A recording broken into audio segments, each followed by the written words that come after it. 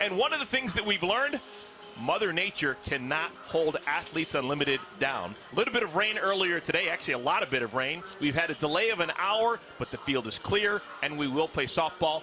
And it's going to be softball like you've probably never seen before. If you haven't seen us so far, this is going to be a league overview, some of the things that are happening here that have never happened anyplace else.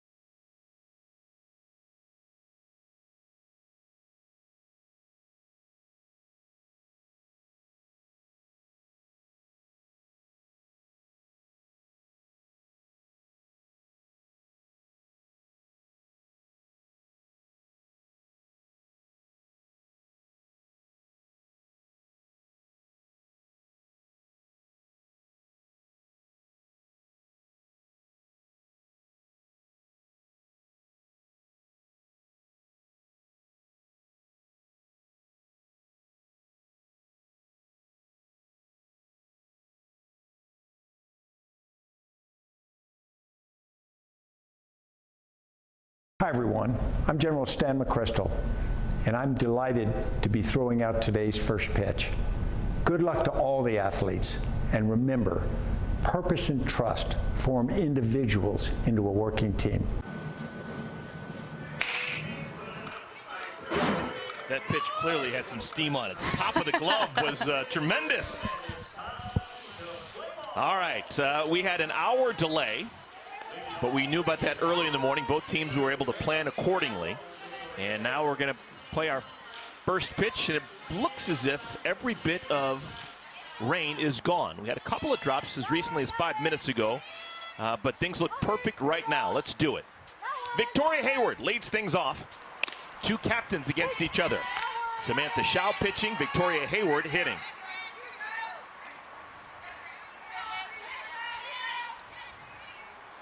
Both teams coming off a loss yesterday. A little bit outside, 1-1.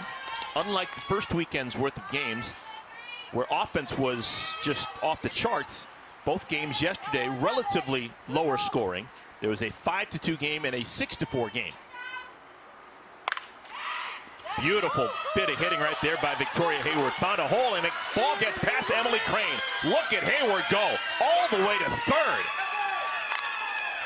Maybe the wet turf out there in left field caused the ball to scoop, but it's going to be a runner on third with nobody out.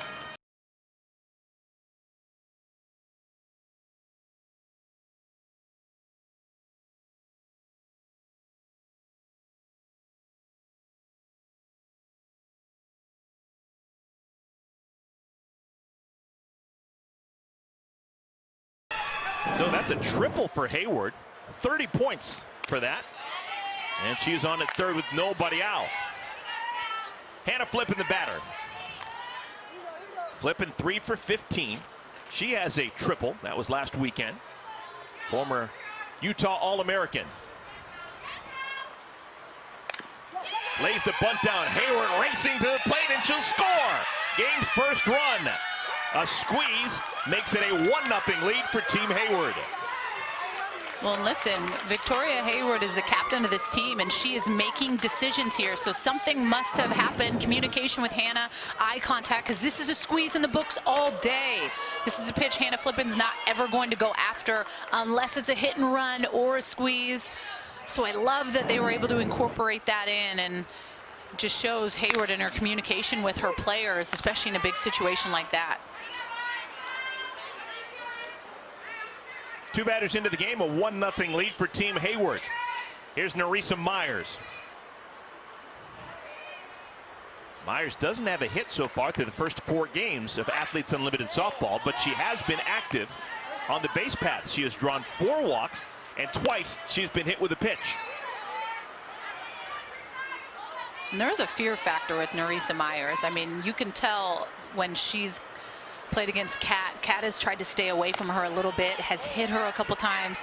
I've seen that pitchers tend to fall behind. And I mean, she has been playing this game for so long.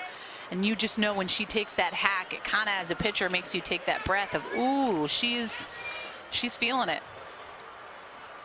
2-1. Myers lays the bunt down and it squirts foul.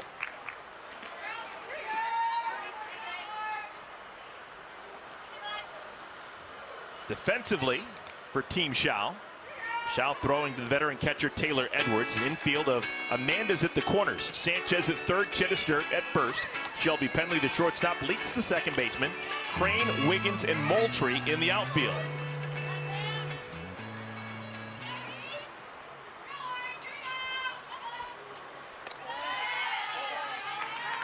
Count goes full. Runner on at first, nobody out, already a run in.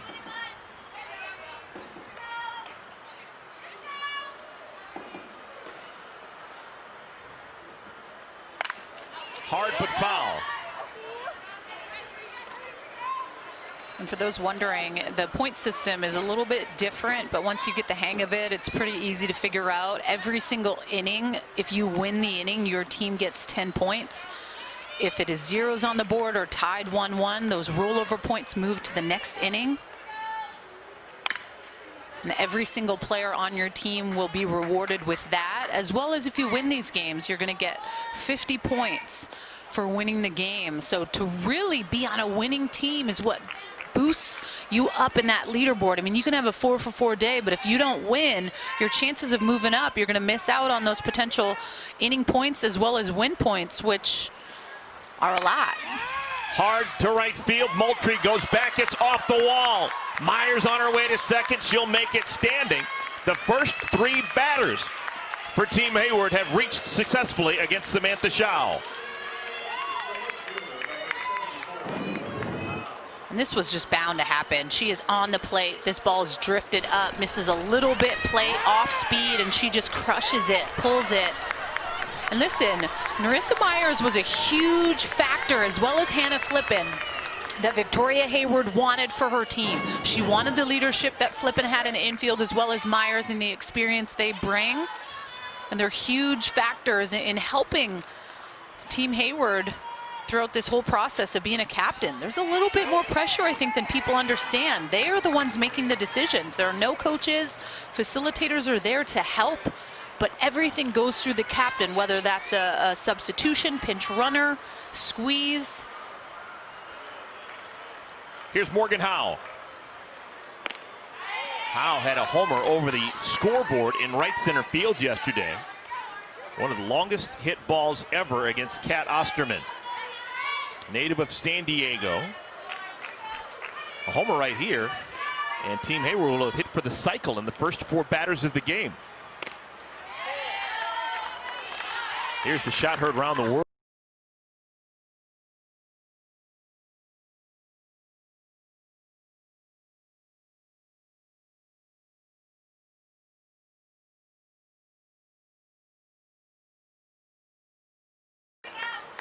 Two balls and a strike. Infield's in.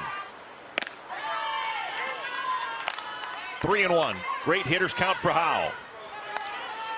You also have to remember, Howe is a captain for her team, so if she wants to make a pitching change or pull herself out, that's on her to make that decision.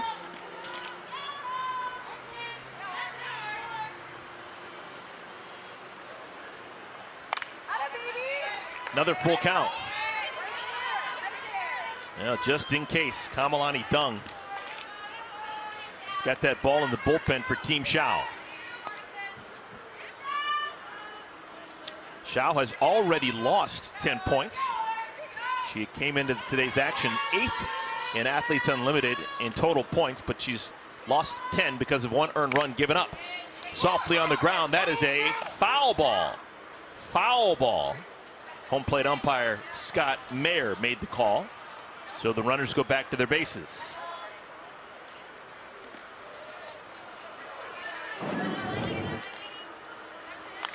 Little off speed, love that spin, love that view. And clearly foul, or Howe Was fooled. Another 3-2 pitch. Into left field, hit hard. That will get down. A pair of runs will score. On our way to second with a double. Morgan Howe. Morgan Howe has figured something out. That was an absolute howitzer shot. 3-0 lead team Hayward. I mean, this is just a pitch. It's just drifted too much over the plate. You got to hit a good corner. You really have to go in on Howe's hands to have success. And when anything drifts or tends to get over the plate, these hitters are just too darn good. They're going to make that adjustment, and they're going to execute on mistakes.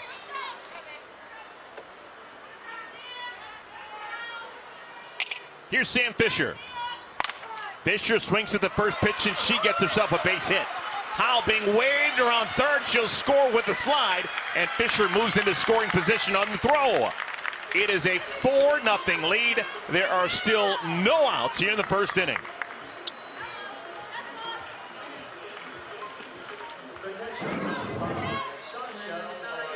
That's just good hitting. That really is. That is a pitch that is on the hands. She does not, isn't going to kill you with speed, but I mean, Fisher is just coming out hacking first pitch, and hitting is contagious. They're just passing the bat. They're feeling momentum. And listen, got to keep the ball down in the zone. If the ball tends to drift up, besides the fact that if you can throw a good rise ball, you don't want your curve or your screw or anything drifting up, because these hitters are going to be able to get on plane with it. Sasha Palacios. 1 ball and 1 strike. Palacios 3 for 9 in 4 games with Athletes Unlimited. Runner on at second, still nobody out. 5 straight hits to begin the game. 1-2. Samantha Howe came into this inning with the 8th most points in the league. She has now dropped 40 points, and she now has the 13th most points in this league. Unforgiving. And that's what can be difficult about being that two-way player. I mean, you can find yourself moving up the leaderboard quite a bit, but if you just have a bad game or you give up a good amount of runs, it's taking away some points and can push you down quite a bit further. 2-2. And another full count. This is the 3rd time in the first 6 batters that Howe has gone to a 3-2 count. Still nobody out. 26 pitches into the game.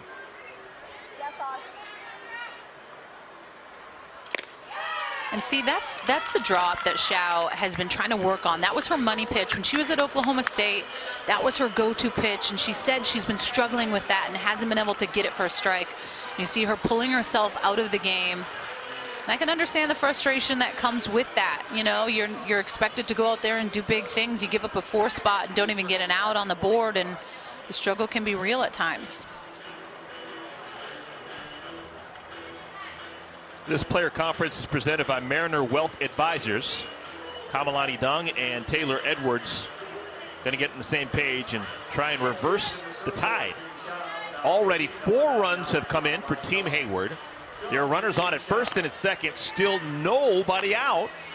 And here comes Dung, known as the YouTube pitcher. She is self-taught, learned how to pitch by watching YouTube videos in her native Hawaii growing up. And I like that. She has a 0-0 record. ERA is a little bit higher. Only 2.1 innings pitched. So honestly, I think she's going to be throwing a lot more than she did last weekend being on Team Howe. So the importance for her is to come in and establish the inside part of the plate. I mean, you got to have a fear factor as a pitcher. You got to bring it in. If you're getting on my plate, I am going to hit a good spot. Because I think that's really the difference between sometimes the good and the elite pitchers, the ones that are just honestly able to hit good spots. And that's really the difference between Kat and these other pitchers. I mean, Kat doesn't miss much over the plate, and she hits great spots, and it is moving a ton. So I think being okay with hitting someone instead of throwing the ball over the plate is not a bad mentality.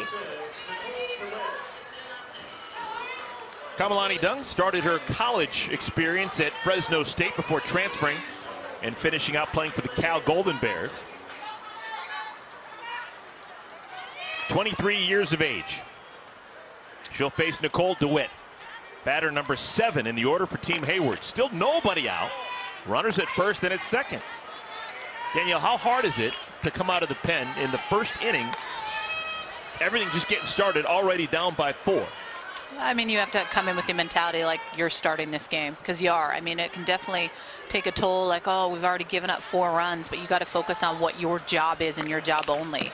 And it's to come in and just find a way to stop the bleeding, whether that's getting ahead or, you know, communicating a lot with the catcher. And at times we've seen some meetings yesterday, but that's one thing I haven't seen a lot of is catchers calling timeout to go. Like we didn't see that happen once with Howe or Edwards when she was struggling. And I think it's important to always have those open lines of communication, because it's a 2-against-1 mentality. And I think sometimes you can feel really alone in the circle, and catcher's a big part of your success. Dung hasn't pitched a lot here in the first week and a half of Athletes Unlimited softball, but the one thing that you've seen from her that would lead you to believe that she's got a chance, in her 2 1/3 innings, she's gotten 7 outs, and 3 of the 7 outs have come via the strikeout. And if you can take your fielders out of the equation and just get the out yourself, that shows you what kind of stuff that you have, and usually pays off in the long run. She's got DeWitt set up right now, 2 balls and 2 strikes. And she throws that rise drop as well as a curve, and she can amp it up a bit. 65, 67. She's trying to really kind of figure that drop ball out a little bit more. But what I really love is just you have so many different body types, right? You look at Kat Osterman, who's 6'3", and you look at Kamalani Dung, who is 5'5", just a teeny little thing, able to still amp it up and throw 65 miles an hour. So it's not necessarily how big or you need to be tall or this or that. It's mechanics and being efficient with that. That's a little squibber, a lot of English. Penley gets the force out at third. So Penley, understanding the speed of the base runner and that there's an out to be had at third, makes the play. It's a 6-5 putout. That's the game's first out. You see Sam Howe talking to Whitney Jones, who's the facilitator. And listen, this is when you can lean on them. If you are struggling or you feel the pressures of the game or you haven't been performing to where you want, and obviously coming out and putting a 4 spot is not what Howe anticipated coming into this game. But I think being able to lean on that facilitator a little bit and know Whitney Jones' experience. I mean, she's a coach at the University of Washington. She's, you know, with Heather Tarr, who's one of the best in the game. So she has experienced a lot. So to know you're not alone in that captain position and can really lean on others when you are struggling is what you need to do. Because you really have to be able to turn the page quick on this before anything gets out of hand. Number 8 batter, first baseman Kelsey Jenkins. Runners at first and at second, now 1 out. Jenkins hits it well, straightaway center field. Wiggins goes back, it's off the wall. Another extra base hit. Here comes Palacios. There's going to be a play, and she's safe. RBI double for Jenkins, double off the wall. And it's now a 5-0 lead.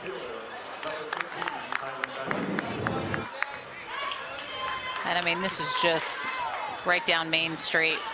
I like the relay, tried their best. Palacios getting around as quick as she can, able to get her foot in there. And listen, after watching Victoria Hayward's team yesterday against Kat, they were a force to be reckoned with. You got to remember, you're facing one of the best pitchers by far in the world in Kat Osterman.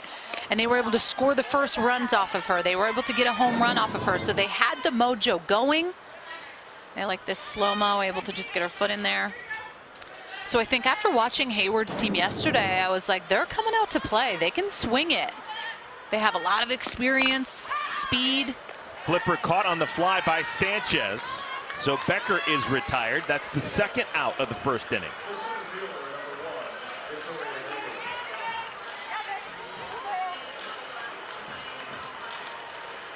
Oh my. Already here in the first inning, Victoria Hayward's team has batted around. She led off this game with a triple to left field. And now she bats with runners at second and third. Facing 2 different pitchers in the first inning is rare for your leadoff hitter.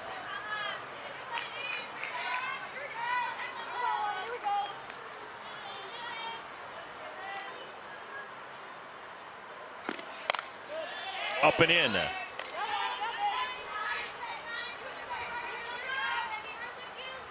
With that triple, Hayward is now 7 for 15 with a triple and a homer in 5 games with Athletes Unlimited. 3-0. See how aggressive she'll be. You know her well. Is she swinging 3-0? I don't think so.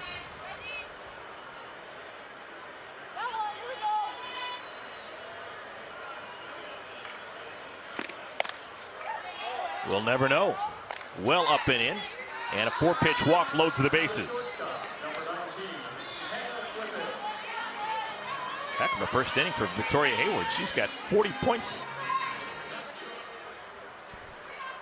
And if her team wins the inning, she'll have 50 points through 1 inning of the game. Hannah flipping. Laid down a beautiful squeeze bunt. Drove in the game first run. Got credited for a single. And I will say, these pitchers are getting squeezed a little bit. That last pitch by Dung, I like that spot. And listen, you have to be able to have half a ball off. These hitters are exceptionally good. They're experienced, national team. I mean, if you're asking a pitcher to put the ball on the plate, I don't agree with that. I think you need half a ball to a ball off the plate, and you should be able to get that for a called strike. After throwing 6 consecutive pitches that missed, there's a strike. 2-1.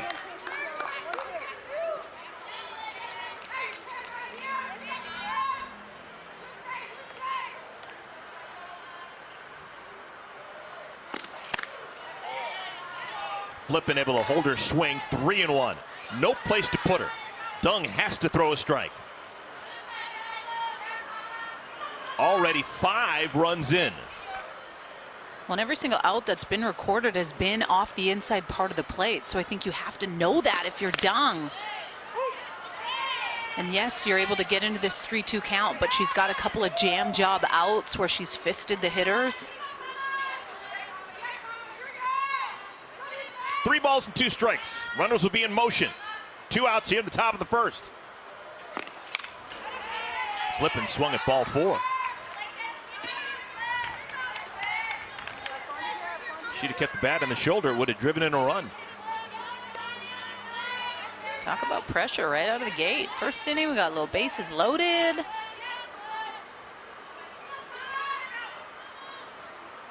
Another payoff pitch. Smoked. Foul. And where's that off speed? Change speeds. I think that really is important when you get to this next level. You have to have confidence in a changeup to be able to throw at any count. 3-2, I mean, I've been going away hard, in hard, but I haven't seen her mix speeds at all. Another 3-2 pitch. In the air, right field, playable for Moultrie. And the side is retired.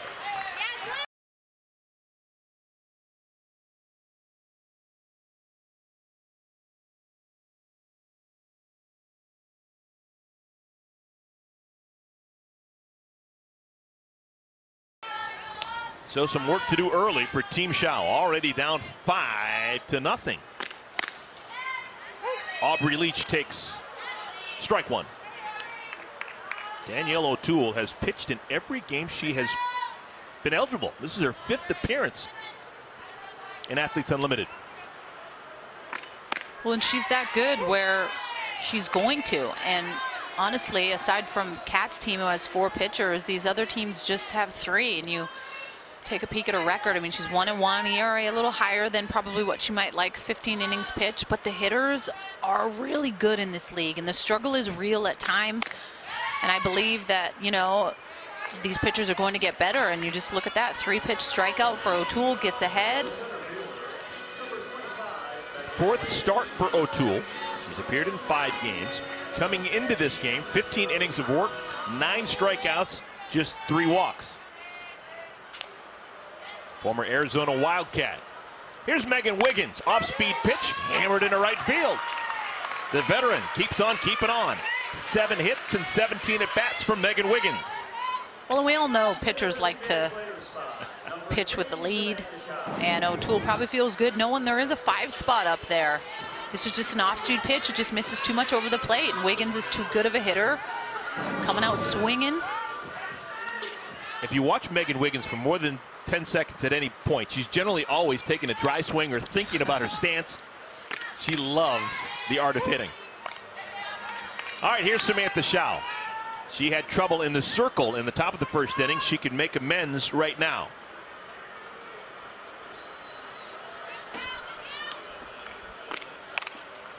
Didn't mean to. 0-2.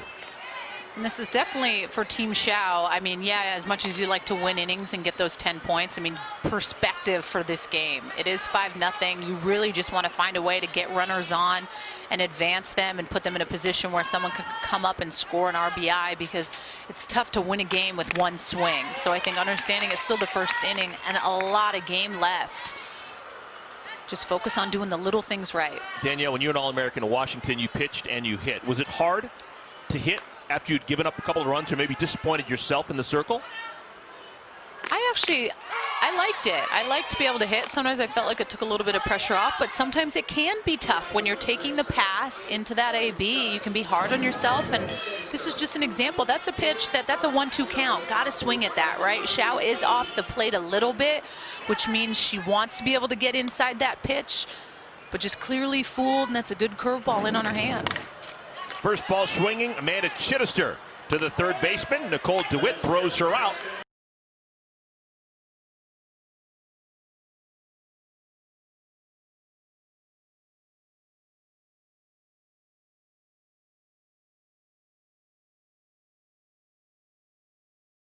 Way over there. It's fantastic. Looks like a big just monstrosity, but it's really awesome.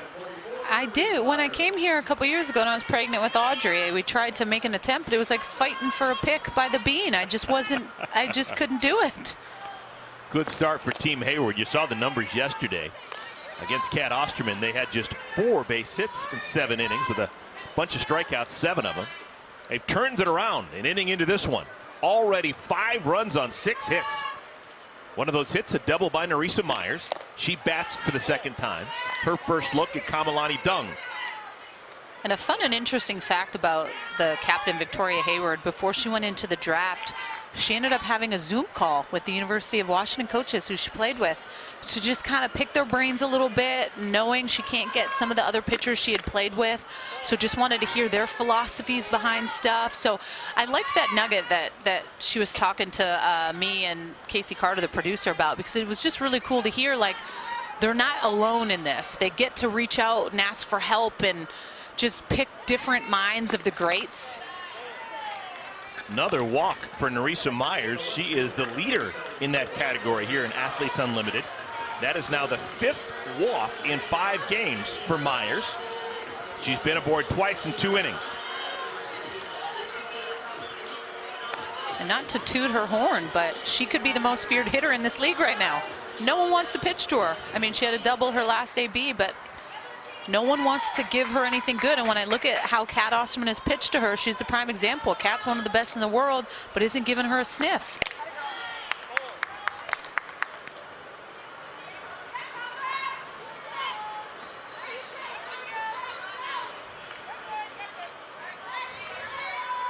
Morgan Howe, homer yesterday over the scoreboard in right center field. A 2-run double an inning ago. Locked in.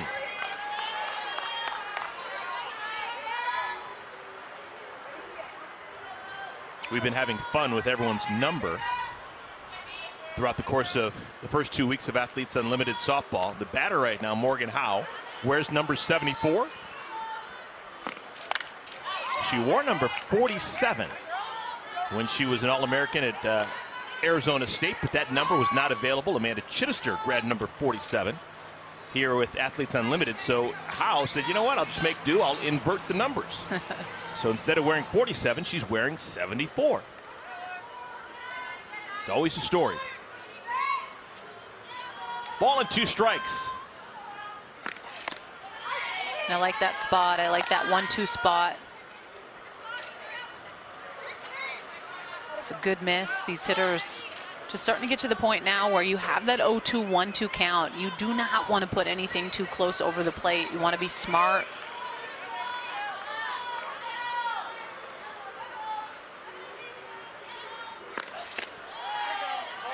There's been a whole spate of full counts worked by Team Hayward. Another one, 3 balls and 2 strikes. Nobody out in the second inning. Myers, the runner on at first.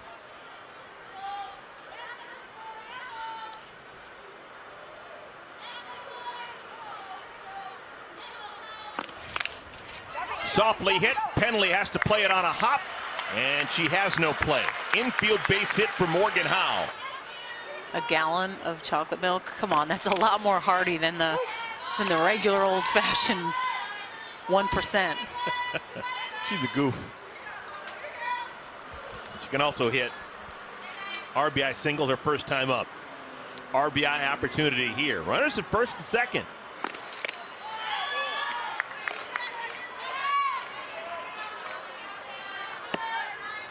We've got a couple of players lumped atop the leaderboard in home runs with the pair. Sam Fisher is one of them.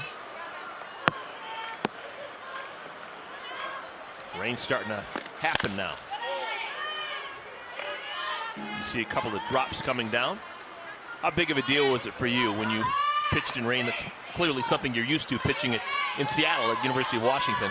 I think it's a little bit more challenging when you're pitching on turf because there's not much to grab to help with your hands. And if your hands get slick, you can usually go down and reach the dirt and wipe off. But obviously they've switched up and have the wood chips now where you don't have as much grip. So if your hand gets wet, that can be a little bit more challenging. And I like Edwards coming out to just have a conversation. I mean, we got runners on first and second here. You walk Fisher with a 3-1 count, you're pretty much putting yourself in the same situation that Team Howe was in last weekend, or last inning, excuse me. This is incredible. Team Hayward has sent 14 batters to the plate. Half of them, exactly half, 7, have had a 3-2 count. Nothing has been easy for Team Howe. Another 3-2 pitch. Spoiled by Fisher. And the great hitters are the ones that just continue to foul off pitches to wait for it. And you think about, like, all right, that's a great pitch. I should be able to get a strikeout with that. Well, the better hitters are going to just foul off and be those annoying hitters, whereas a pitcher, it can sometimes wear you down a little bit. Good pitch by Dung. Strikes out Fisher, an important first out in the second inning. And that is a big strikeout. Really pretty pitch, inside part of the plate, screwball. And a rare strikeout for Fisher. Here's Sasha Palacios. Healthy cut, 0-1. Palacios walked and scored the final run of the first inning for Team Hayward.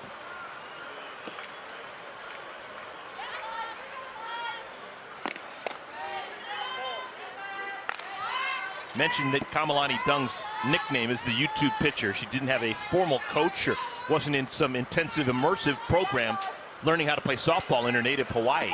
That is so rare nowadays.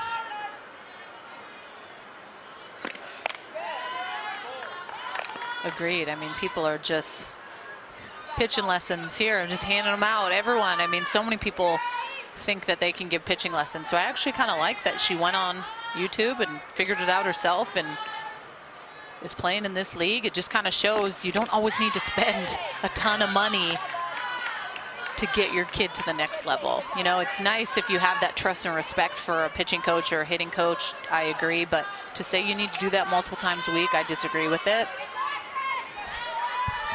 3-1. Man, Second time that Palacios has walked, and the bases are loaded for Team Hayward. So now 3 walks allowed by Dung.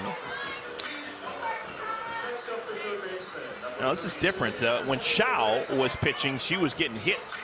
Now Dung is come in, and it's kind of like death by 1,000 paper cuts. She is her own worst enemy. She has walked 3 batters, and the bases are loaded with just 1 out. Nicole Dewitt, the hitter.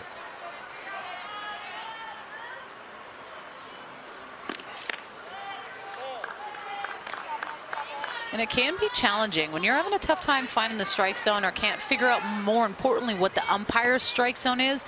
It can be mentally hard on a pitcher. And I think the challenge here is you got to figure it out quick. You got bases loaded, and you really want to stop the bleeding while you can. I mean, already 5 runs put up in the first inning.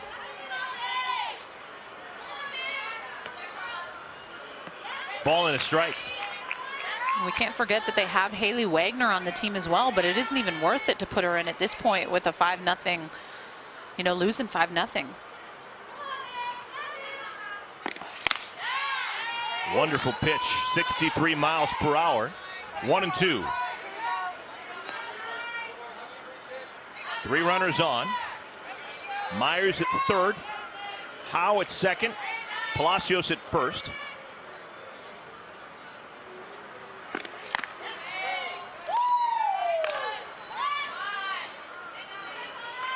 Very patient is Nicole Dewitt.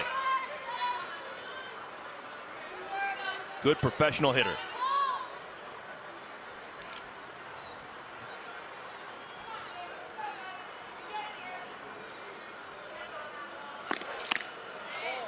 Incredible. Another full count. 8 out of the 16 batters that have come to the plate for Team Hayward have gone full, 3-2. And they're seeing the ball really well. They're patient, swinging at pitches that are strikes, not swinging at pitches that are balls, and fouling off a lot of pitches as well. Right to Leach, caught it off her shoe tops. And safe at second as Howe just got back to the bag. Almost a double play and back into the dugout for Team Zhao. This is a good piece, just rips it right to Leach. Real close at 2. I love Penley with the heads-up play. Bases remain loaded. There are now 2 outs. It'll leave it up to Kelsey Jenkins. Jenkins smoked the ball off the wall in center field her first time up. Probably her most confident swing as a pro. Native of Arizona, played collegiately for Yvette Healy at Wisconsin. Also plays for the Canadian national team, as did her mother.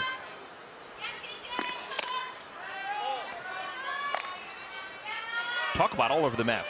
Grown up in Arizona, collegiate softball in the Midwest, and internationally playing for the Canadian national team. Globetrotter. That's a good pitch. I like that spot. I do. I think Edwards needs to keep talking to that umpire behind the plate and just really try to find a way to get that pitch.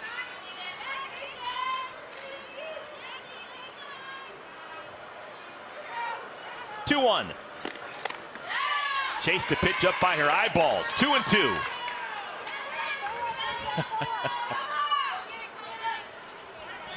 All right, Dung is a pitch away from getting out of this inning unscathed. She's walked the tightrope.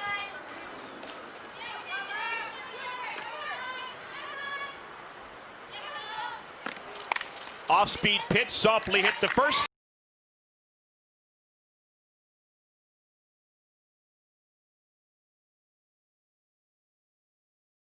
In the circle, she'll face 5, 6, and 7 in the lineup. Amanda Sanchez, Shelby Pendley, Taylor Jenkins. Facing her teammate, Amanda Sanchez plays on Team Mexico with Daniela O'Toole. Team Mexico making it to the Olympics. Obviously delayed a year, but in 2021 in Tokyo, they'll be together. There's a whole meeting right now between the pitcher, the catcher, and the hitter. All 3 are members of the Mexican national team. O'Toole throwing to her catcher, Sacel Palacios. And the batter, Amanda Sanchez. That was a huge reason as to why the captain, Victoria Hayward, wanted to get Palacios behind the dish, because she knew the importance of being able to have someone, a staple back there that O'Toole and McQuillan trust. And if you're able to get those pitchers going, it puts you in a better position to win innings. 2-hopper to Myers. Lollipop throw over to first, and that's the first out of the inning.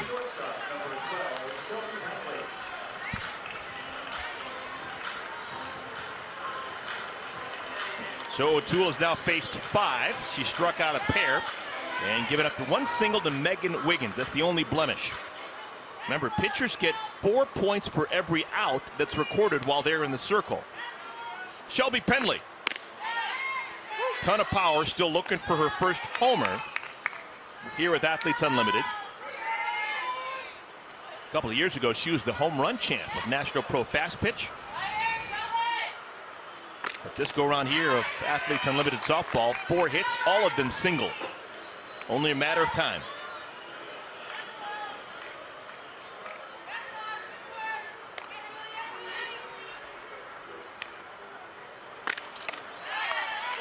Ball and 2 strikes.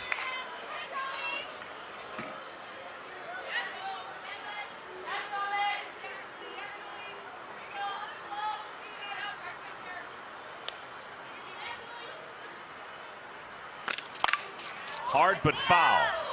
That graphic we just had on the screen, absolutely shocking to me. There are 56 women here, and they're all ranked in terms of points. Shelby Penley, coming into this at bat, we had her at 53rd. Stunning to me. She, in my opinion, she could be a top 5 player in the entire world, but she hasn't been on teams that have won much so far through a week and a half. And that really shows you the importance of being on a good team and winning and accumulating points. There's no way that you're going to be on top of the leaderboard if you're on a losing team. It's just not possible at all. I mean, there's MVP points that you're able to get, and it ranks in 3 different categories. So 60 for top, 40 for the middle, and then 20. So you're able to get those if you have good performances. It's not necessarily based on winning or losing, but winning innings can get you 10 points. And that adds up. You win 5 innings, that's 50 points. You win a game, that's an additional 50 points. That gets you up 100 points. And then if you have a day at the dish, that can get you an additional, you know, anywhere from 10 to 40 points. Off of O'Toole, backhanded by Myers, won't have a play.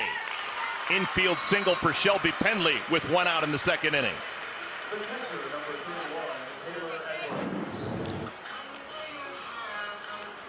It's a good play. Just goes off O'Toole, and Myers just stops it from going.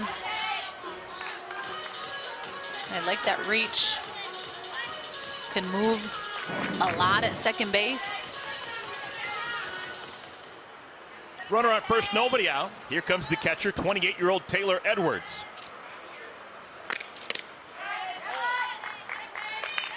Edwards was basically a lucky horseshoe when she played in National Pro Fast Pitch. 3 consecutive years with different teams, she won the championship.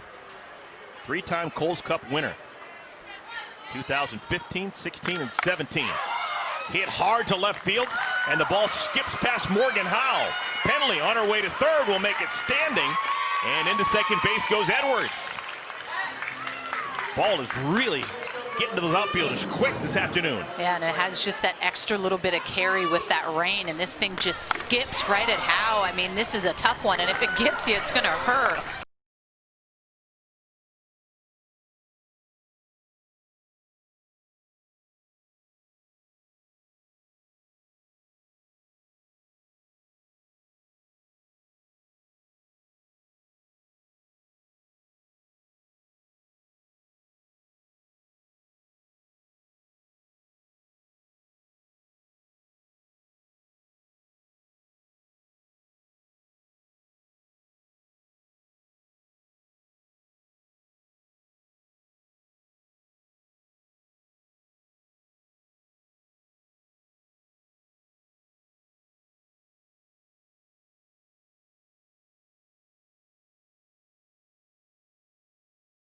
I mean, if they're able to score runs here, they would execute and win the 2nd inning, which would give everyone on their team 10 points. Shows you how important this run is. Already down 5-0. They're trying to get more speed in the game, so Team Howe substitutes Joey Lai for Taylor Edwards. Hard into left field, that'll get down. Base hit for Emily Crane. 1 run scores. Lai stops at third. She's out! Oh, Joey Lai should have known better. She got caught rounding the bag too far, and she is out number 2 here in inning number 2. Joey Lai just couldn't stop. Rounded the bag too far, couldn't get back to the bag. That is a big out. Well, that's You got to just look at how hard this comes off the bat. This is just a rocket to Howe, and she's in. She's not super deep, and she just kind of gets caught up a little bit and looks like she falls. Facilitator Hayward doing her best to say stop, and she just too far off the base. I love the earnestness that Nicole Dewitt showed going after Lai. The most important thing in her life was making sure that she got the tag down. It is now a 5-1 game. Michelle Moultrie, her first at bat, way out in front, 0-1. Moultrie 2 for 10, her first 2 hits with Athletes Unlimited coming yesterday. 30-year-old from Jacksonville, Florida. Way back when, 2012, was the SEC Player of the Year. She has played exclusively with Team USA since then. And now just getting geared up for the Olympics next year. Knew that she needed some ABs and some reps. And so she's playing here with Athletes Unlimited.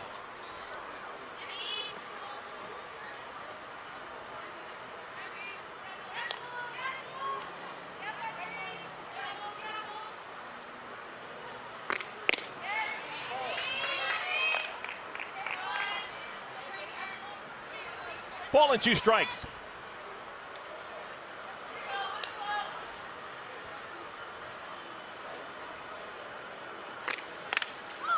Right to the shortstop. Hannah flipping with 2 hands. Side is retired.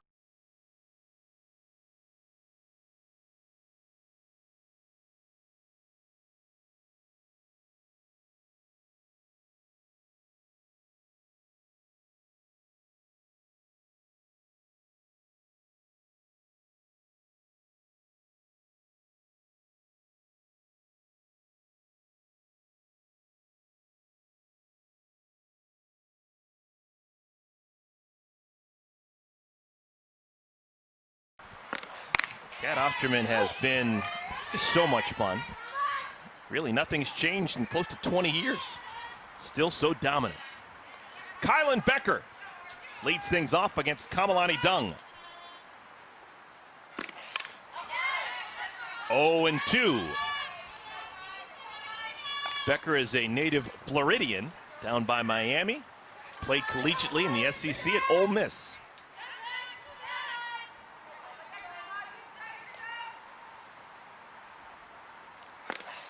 She was part of that Ole Miss program a couple of years ago when Caitlin Lee came out of nowhere and was the talk of college softball. That was a really fun run that they made, having Taryn Moet. She was the pitching coach for them.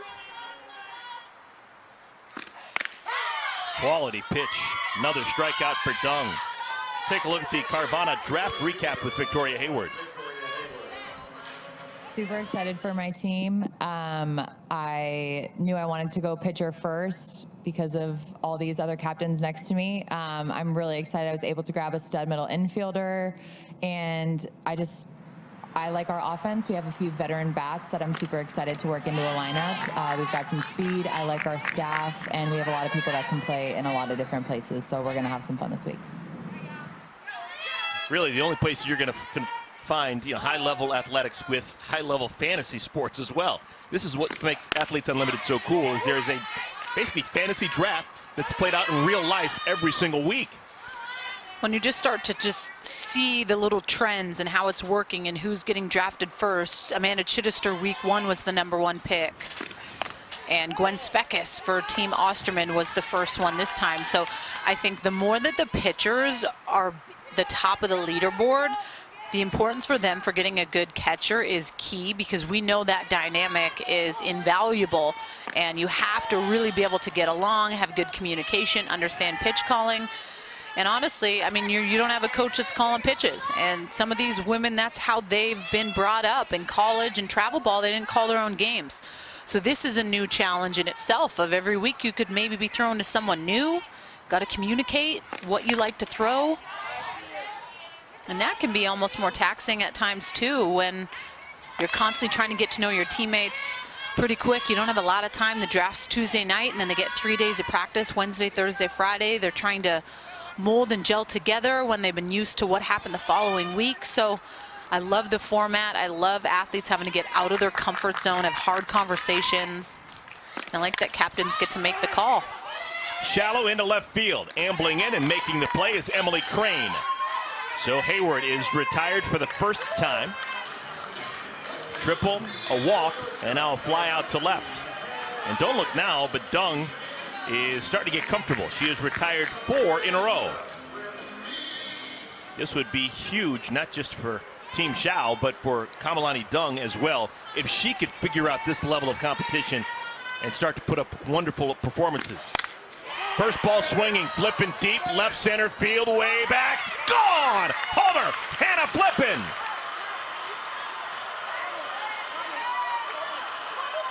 So much for retiring 4 in a row. Hannah flipping turns it around, and it's a 6-1 lead for Team Hayward.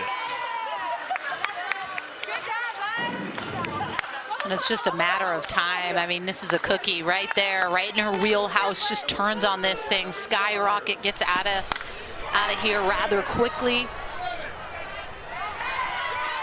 And Hannah flipping's so good, Eric. I tell you, she's one of my favorites.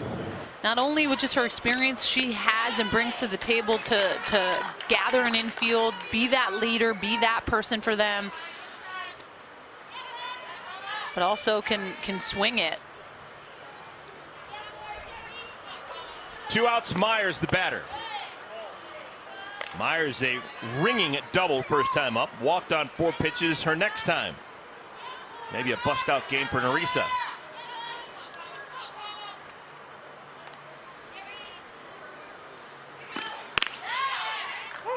Two and 1.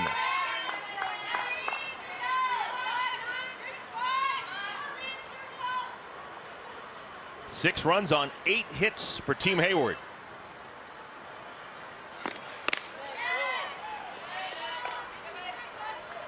And the hits that they've recorded haven't been, for the most part, duck snorts and flares. They have been smashes. Already a triple, a homer, 3 doubles. Myers walks again. What's new? She now has 6 walks, and twice she's been hit with a pitch in 5 Athletes Unlimited games.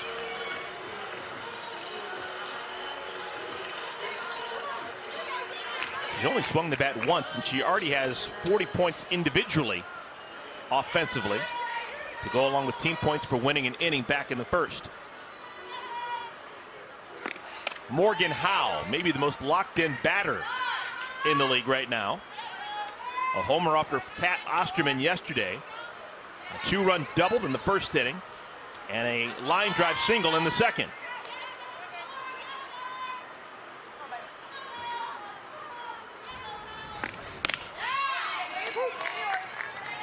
And I like that spot by Dung. I mean, I got to continue to really work that inside part of the zone. And if you can get that for a called strike, I mean, why not?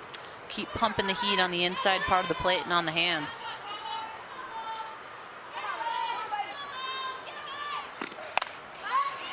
Popped up, shallow right field. Moultrie makes the play, and the side is retired.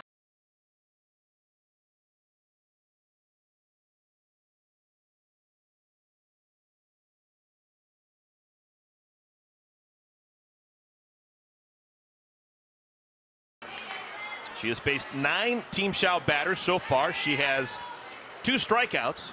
The only run allowed was in a RBI single by Emily Crane. Aubrey Leach, Megan Wiggins, Samantha Howe scheduled to bat here in the third. Leach struck out on 3 pitches her first time up. Bunted foul, 0-2. So she has seen 5 pitches, and all 5 have been strikes. Political science major at Tennessee. And spark plug at the top of the lineup. Got to get her going a little bit. We saw her have a lot of success last weekend. Brings a lot of value. Not only is she a triple threat, but just the pressure she puts on the defense. It's like you don't even have to try to rip a rope to the field. I mean, you can drop that bunt and use the defense and use your wheels. That hits her. She was still in the box. Nothing but a foul ball.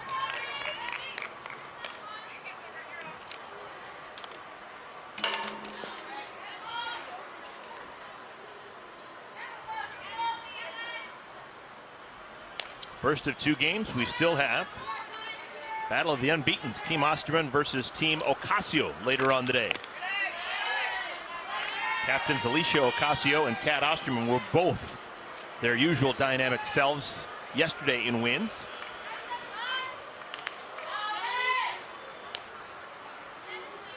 Two. What a great at-bat by Leach.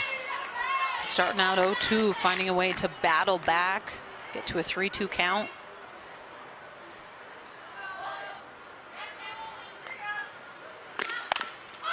Going to be a tough play. Flippin has to hurry, and the ball slips out of her hand.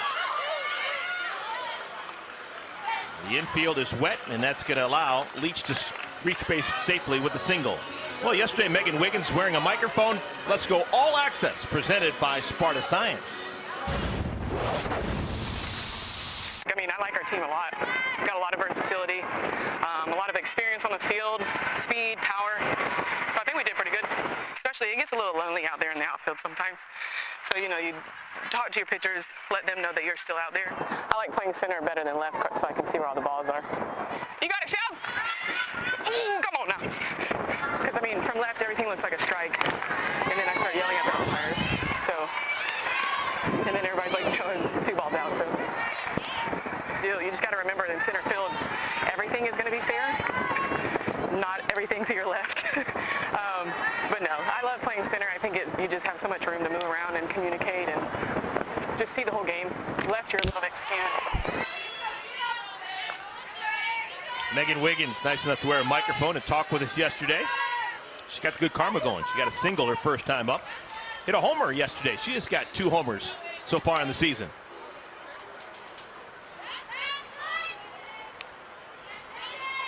Leach with speed on at first. 0-2 pitch. I like that. I like that spot by O'Toole. Good placement, 0-2. Has Wiggins swinging out of her shoes to get ahead real quick. Then expanding the zone, going away, just changing her eyes.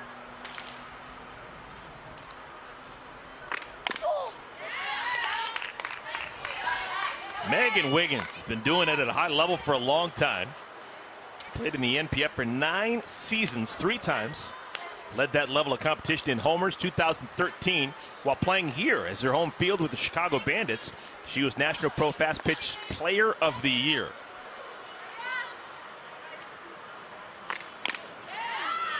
Stays alive.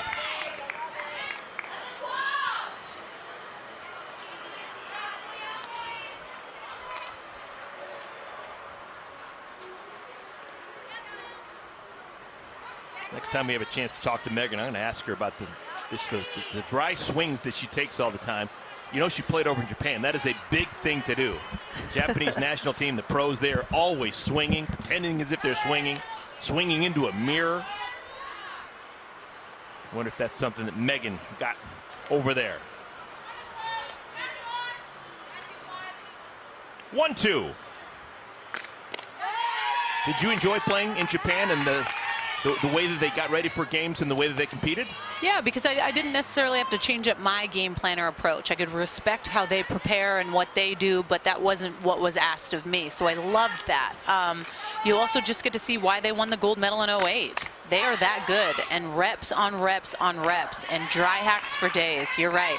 I mean, we would have to leave to go on the bus at 8 a.m. They're out there at 7:30 just hacking till they got to get on the bus so we can go to the game and warm up. So it was a lot of fun. I actually played close to where Megan was with Jordan Taylor and Denso. On the ground, Myers thought about going to second. Instead gets the sure out at first. Out number 1, Leach in scoring position. But what I loved the most about playing over there was you definitely feel like a pro.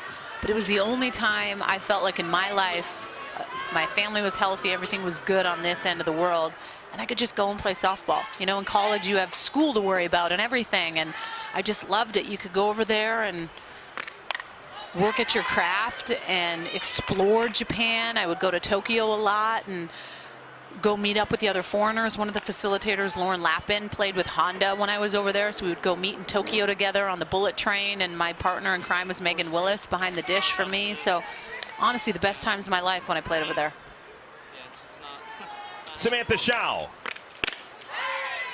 The captain trying to cause some damage here. She has lost some points already today. She was the starting pitcher and had all sorts of problems in that first inning.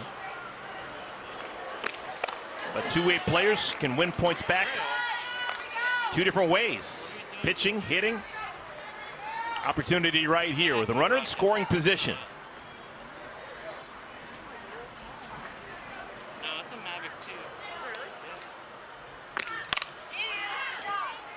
And if I'm O'Toole, I'm coming back to the inside part of the plate. She caught Howe looking her first AB. She wanted no part of that curveball coming in on her hands. You see her just take that exact same pitch a couple pitches ago.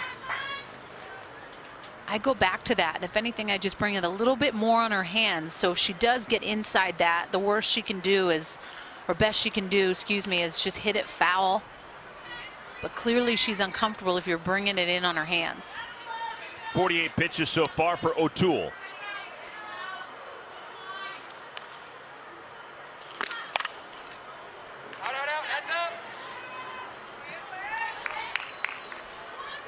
First inning was very rough for Howe. She's the captain. She made the decision that she was going to be the starting pitcher. And the first 6 batters that she faced all reached base safely. A triple, a single, a double, a single, and then a walk before she went to the bullpen and to bring in Kamalani Dung. So the entire time she's pitching and trying to focus on getting out, she's also thinking, can I do this? Do I have another option that's better than me right now? It's one of the things about Athletes Unlimited softball. Players have to make their own decisions. It's a factor sometimes.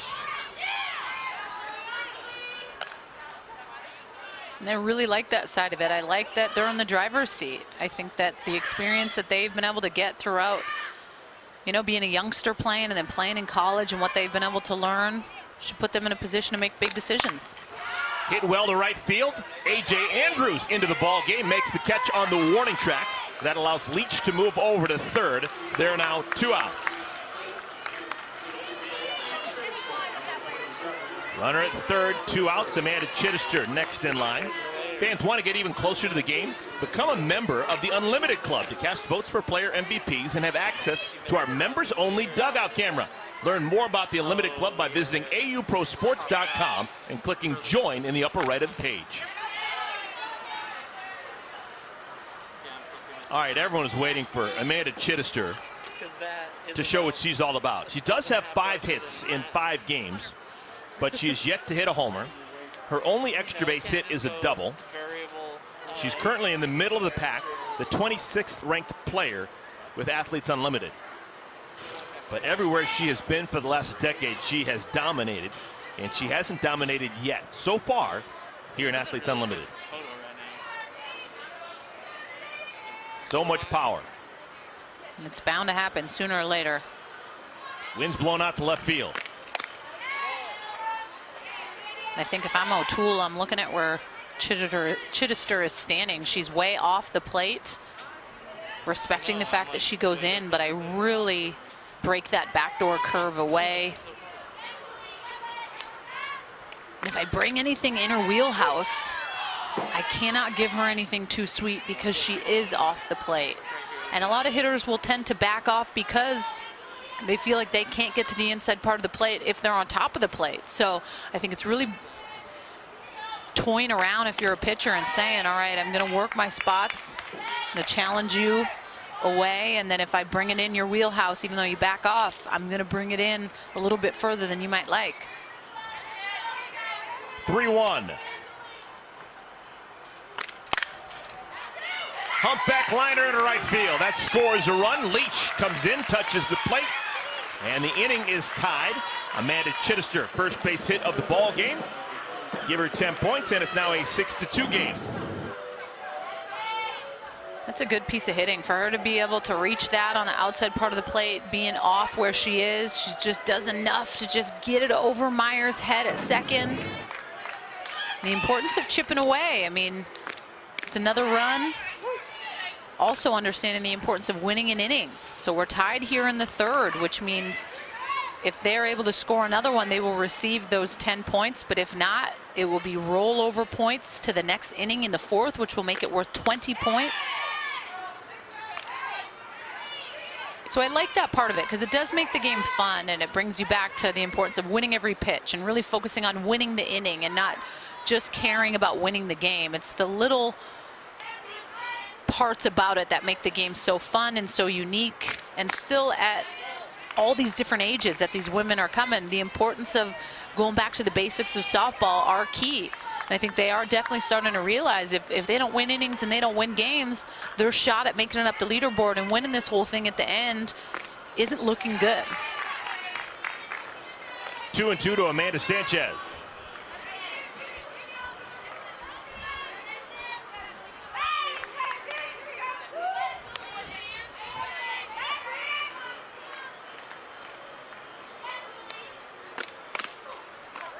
O'Toole, good fielding pitcher, throws out Sanchez, side retired.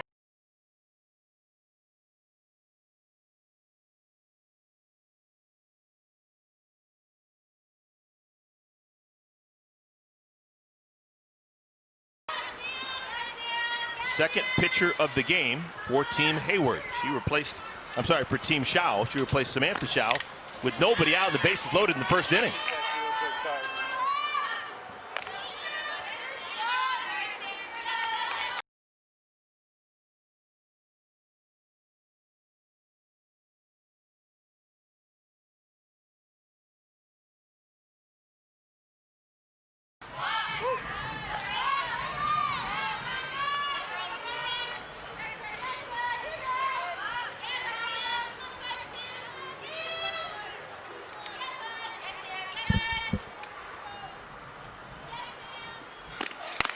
Wow, 3 pitches and the strikeout. Good morning, good afternoon, and good night. Dung is pitching with a little bit of confidence over the last couple innings. Athletes Unlimited partnered with Wolfpack Endeavor to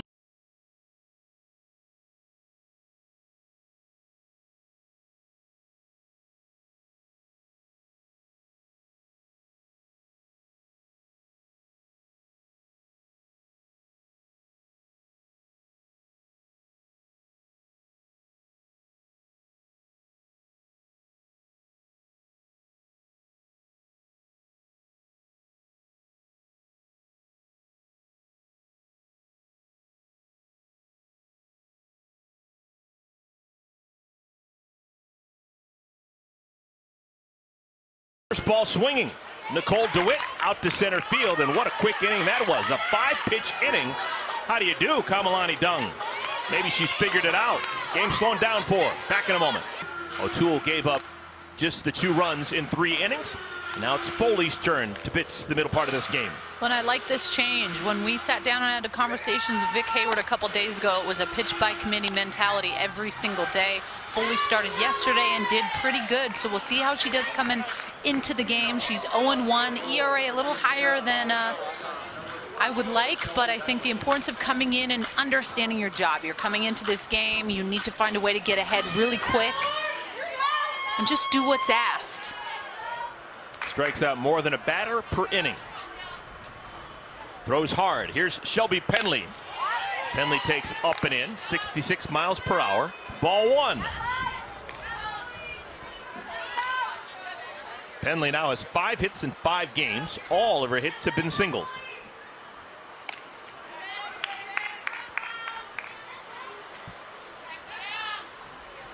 And my goal next week is to sit down with the catchers. I want to be able to connect with some catchers and just see the dynamic and how it is going from throwing or having O'Toole throw to you and then moving to Foley and then going to maybe McQuillan, and just seeing what the catcher would have to say about that, because you're calling so many different pitches. Do you get the pitchers, you know, messed up at times, or like, oh shoot, I just had O'Toole and I was used to calling the curve away, and just to kind of see, because I think that's more of a challenge than people might understand, is week to week you could be catching different pitchers. Penley pops it up, it's going to be playable. First baseman Jenkins out number 1. Now the first week of action here with Athletes Unlimited, just a week ago, it was all offense. In the 6 games that were played, there were a combined 12 runs per game. This week things have slowed down definitively. Only 8 runs per game combined. The ERA's cut down by a full run and then some. And you mentioned it. You thought that pitching would take a while after not having spring seasons really anywhere in the world and not playing much at all during the pandemic during the summer. Pitching takes a while to fine-tune itself. It does, and game adrenaline is something that you cannot reiterate. Thought that was coming in our booth. I was ready. But game reps, it's tough to reiterate that. You know, you can throw bullpens and feel like you're conditioning your arm to where you want to be, but when you set foot across that line and you get into the circle, it is a completely different beast that you're trying to tackle. You're working a little harder, adrenaline, heart pumping a little bit differently than a bullpen. So it takes sometimes a little bit for your body to adjust. So I think probably week 3, we're going to see the pitchers start to get a little bit better. But I just need them to hit better location. I think if I saw anything last week and at times what I've seen a little bit so far this week, it's just been careless missed spots. And I think at the end of the day, the hitting is too good. You have to execute location before speed all the time. Taylor Edwards, 3rd consecutive foul ball.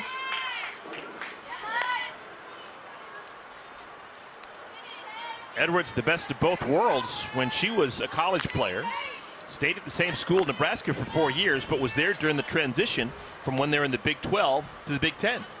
So she played in Big 12 softball action. She played in Big 10 softball action without ever having to leave University of Nebraska at Lincoln. I love watching her and her sister, Tatum Edwards, who pitched, she caught. What a dynamic duo.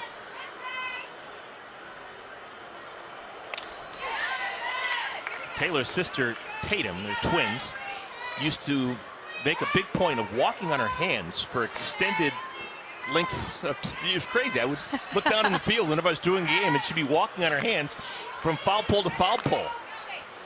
It's incredible. That's like some CrossFit game stuff.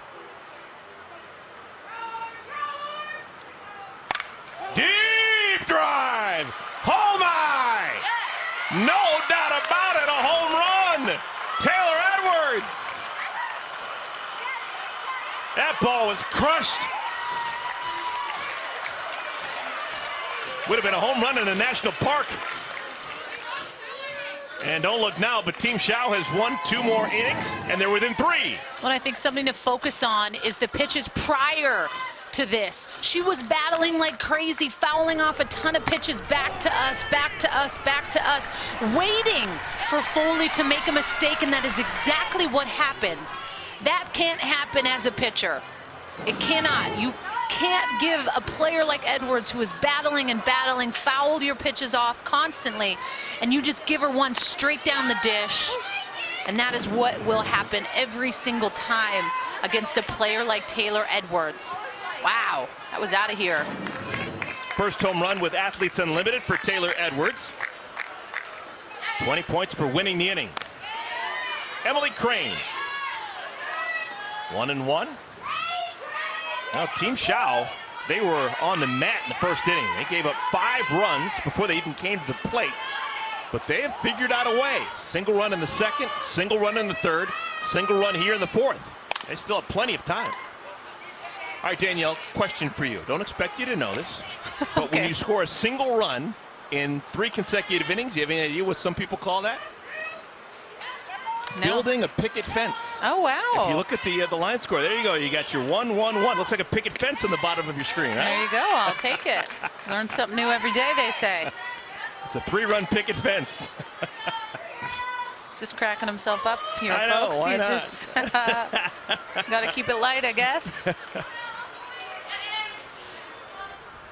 Emily Crane, have a day. This is her first start, and she's making a name for herself. 2 for 2 with a couple of singles. Well, I think the importance here, if you're Victoria Hayward and you're the captain, you have to just be aware and don't want anything to get too far out of hand. And they have Taylor McQuillan, who's warming up in the bullpen, just understanding the importance of winning games. 50 points, whoever wins a game. Yes, you want to win innings, but Team Howe has found a way in the 4th inning. They scored, so they got to win the rollover points. So 20 points have been awarded to Team Howe, but you have McQuillan in the pen, so we'll see how short this leash is. Here's Michelle Moultrie, humpback liner to the shortstop, her first time up. Danielle, you're obviously an elite, and still are an elite pitcher. With the way that Athletes Unlimited is run, sometimes you're going to have a position player making decisions about pitching. As a pitcher yourself, would you have a hard time with your center fielder telling you that you need to be replaced or that maybe a pitching change is coming? Yes, but what I will say is Victoria Hayward has coached before, so she's experienced that. I think if you have not coached at the collegiate level, it is definitely harder to make those types of decisions. So she's been fortunate enough to do that. But I mean, if you're just straight up asking me my opinion, I would not want to be making decisions on some things. And that's where I would really lean on the facilitator a little bit and the experienced players that I have on my team to just kind of help me make some of those decisions that, you know, at times can be uncomfortable.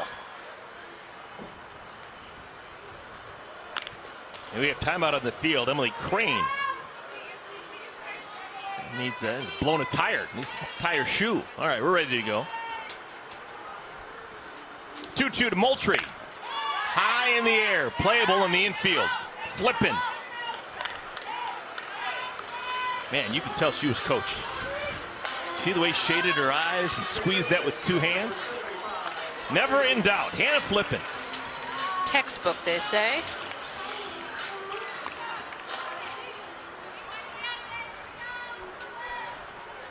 Aubrey Leach singled and scored last time up.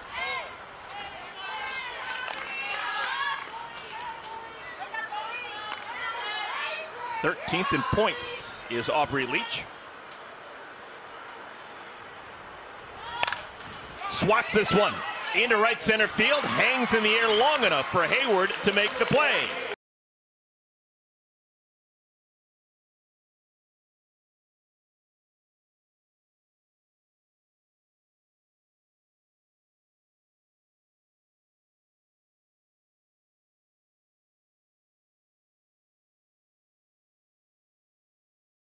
Everyone else will play in our nightcap.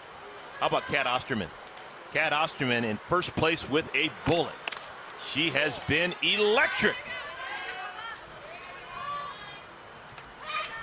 She is the captain of her team. We'll see if Kat Osterman calls her own number as the pitcher for the second game, or will she come in relief, or maybe not pitch at all.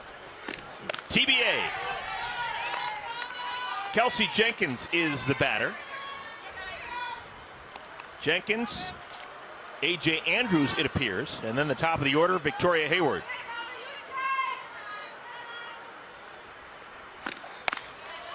3-0.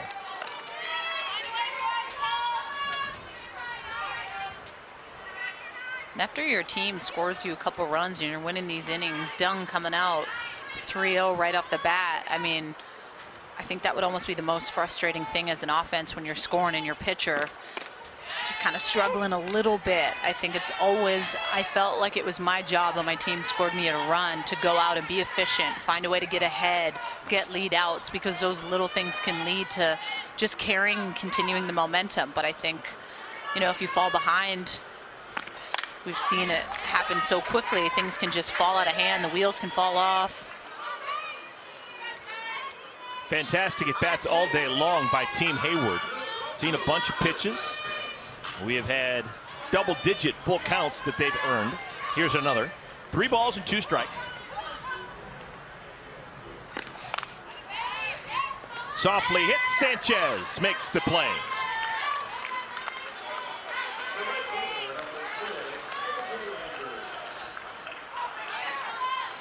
Now you mentioned that Kamalani Dung is not the classic pitcher size. He's listed at 5 feet 5 inches tall. A bit of a history lesson. There was a pitcher back in 2002 who pitched for Dung's alma mater, Cal Berkeley. A.J. Andrews takes up high. Jocelyn Forrest, right-hander, who was smallish, and they won a national championship, 2002. And that changed so many people's perceptions of what a pitcher could be. You didn't have to be 6'1" like Jenny Finch or Alicia Hollowell or Michelle Granger. Jocelyn Forrest opened doors for a lot of smaller pitchers, and Mike Candrea had coached at Arizona forever. He said when he saw what Forrest did, he said, you know what, I'm going to give Taryn Mowat an opportunity. Taryn Mowat got a scholarship, won a couple of national championships, a shortish right-hander, and the rest is history. it can be done. Doesn't have one particular body type to be a dominant pitcher at any level of softball.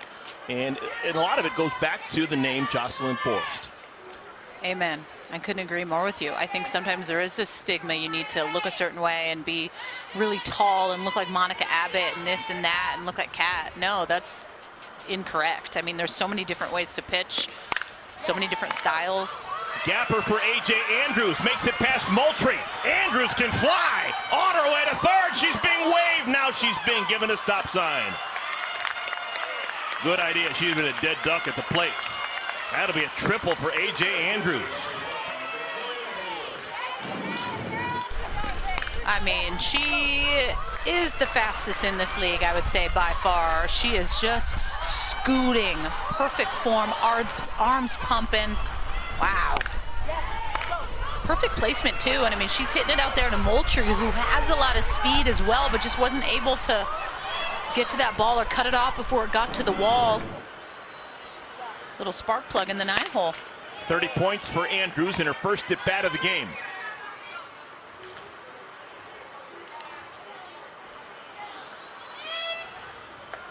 Back to the top of the order, Victoria Hayward. 1 for 2 with a triple of her own. 1-1. Hayward is now 7 for 16 with a triple and a homer in 5 games. Tuning herself up for next year's Olympic Games. And that's such a good point. I mean, to be able to use this to get better towards that is important, because we all know that this game humbles you real quick, and these athletes at times may struggle or not be drafted where they want or not perform to their expectations. But you also need to give grace in the sense where you haven't played competitively for over a year. So I think it's something for perspective and to understand for the ones that are Olympians. 9 out of these 56 athletes are going to be Olympians if they do take place in 2021. So just continue to gain experience for that, get better, get reps, get to know different opponents. I mean, for Team Mexico, they have 5 players. Getting to play against Team Kat Osterman is huge for them to be able to pass on that knowledge. Team USA getting to, you know, play Team Mexico. So just little things like that are stuff that you should pay attention to, more so than just personal performance. Just incredible. Another full count has been worked by a member of Team Hayward. 3-2. Dung has already thrown 95 pitches in relief. Off speed, down the left field line, foul.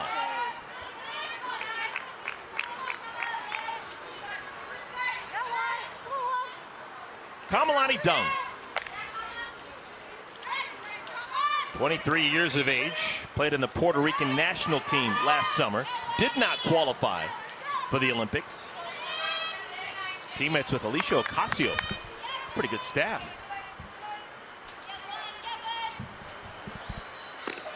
Hayward pulls it to right field. Moultrie makes the play. Oh, Andrews got a late start. She was down the line and was not able to tag up. So the fastest base runner in the league, maybe with a bit of a gap base running. And this was an exceptional catch by Moultrie in the field, going all the way, almost falling over, but able to make that heads up next play. And I think for a second, Andrews thought that that was going to drop, and that's just natural reaction. It comes off the bat. Your initial thoughts are, ooh, that's going to drop. What they try to tell you as a base runner is always tag. They end up scoring anyways. Much ado about nothing as Hannah Flippin picks up her teammate. Solid line drive base hit for Flippin. She is now 3 for 4 in the afternoon.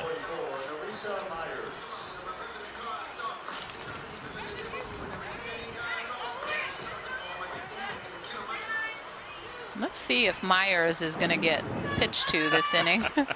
Wow, that's a good piece of hitting. That's about a ball and a half off the plate. She's able to just stay on time with this, barrel it up.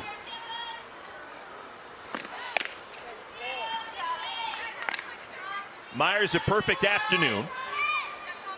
It's been on base 3 times. Leads the league by a wide margin in walks with 6 of them. She's also been hit with 2 pitches. On-base machine, even though she's only got 1 base hit in 5 games.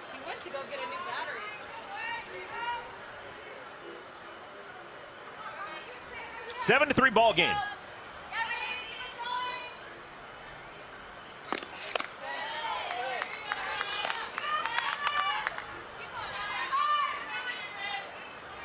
Dung has now gone over the century mark with pitches coming out of the pen. This is her third time through the lineup. She's being asked to do a lot here out of the pen.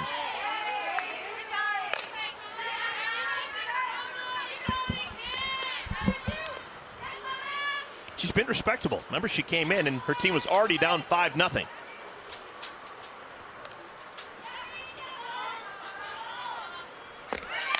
There goes the runner down to second, and Flippin will make it. Well, she could have slowed up. There's another walk to Myers. So Myers has walked 3 straight times. Now 7 walks in 5 games. Wow. She's got to be saying to herself, why did I sign up for this? I can't swing the bat. Hey, but it's 10 points for you, 10 points for you. So, I mean, looking at it that way, it's almost as if you got a single. Her last 3 plate appearances, she's seen a grand total of 2 strikes. So 14 pitches, 2 strikes, 12 balls. This is absolutely stunning to me. Samantha Howe is going to come back in the circle.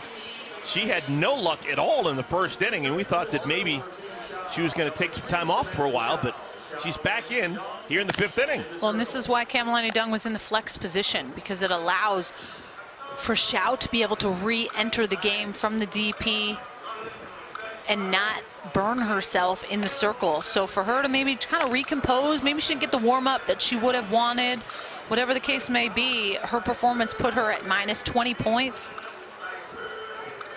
So we'll see if she can come out and kind of redeem herself with this and find a way to get better from how she started.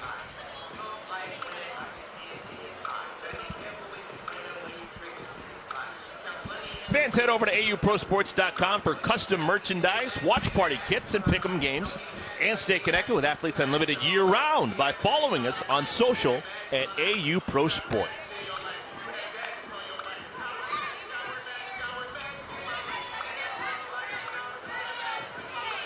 Runners on at first and at second. 2 down. Morgan Howe. Howe doubled in a pair against Howe back in the first inning. Man, everything comes off her bat hot.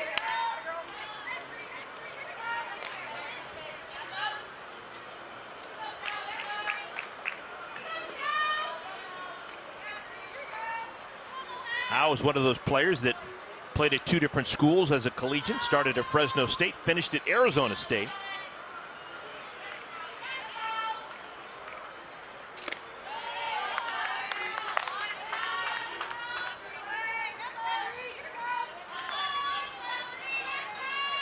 Best to ever come out of Fresno State, Laura Berg. Better believe it. Many people consider Laura Berg to be the best center fielder ever. Way out in front. Ball and 2 strikes. I think Haley McClenny has an argument to be in that conversation. Caitlin Lowe. Then I just look at the Olympics that Berg got to compete in. Almost every one. I don't think she was on the 08 team, but she was in 96, 2000. 2004. Into center field. Wiggins has a beat on it, makes the play. Side is retired.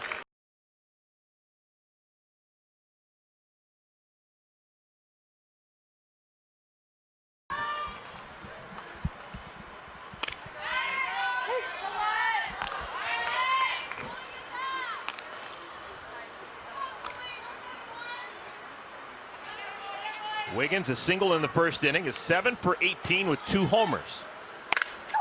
Give her another base hit into the gap in right center field. Extra bases for Wiggins. On her way to second, she'll make it with a dive. More like a face plant. 20 points for Wiggins. And I don't think that the wood chips make it overly easy at times.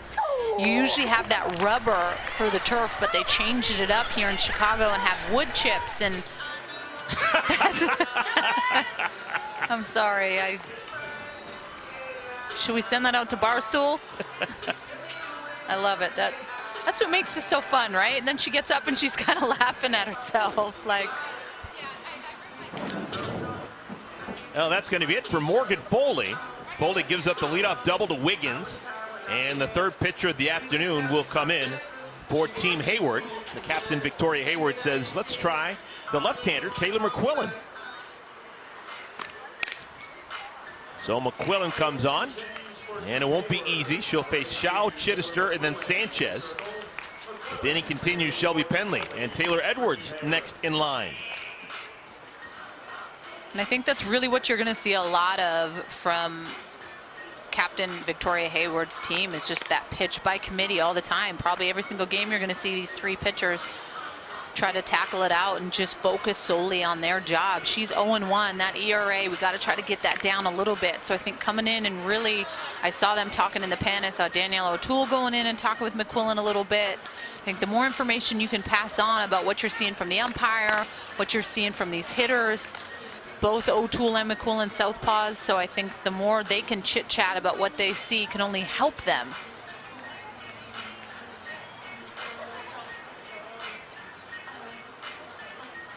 So far, so good for Captain Victoria Hayward making these decisions. Her team has a 4-run lead. Yesterday, McQuillan gave up 2 runs, but neither of them were earned. So 2 innings without an earned run. That's 6 outs times 4. That's 24 points. And then the various team points. That's how she got her 44 points yesterday. Here's Howe as the batter. Inning points are on the line right now. Team Hayward scored a single run in the top of the 5th inning. Team Howe trying to answer and maybe overtake that 1 run.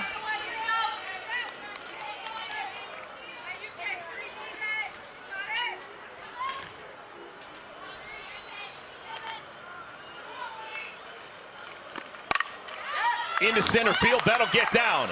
They're going to wave Wiggins around third, and the throw gets away from the catcher, Palacios. It's a single and an RBI, and the inning is tied.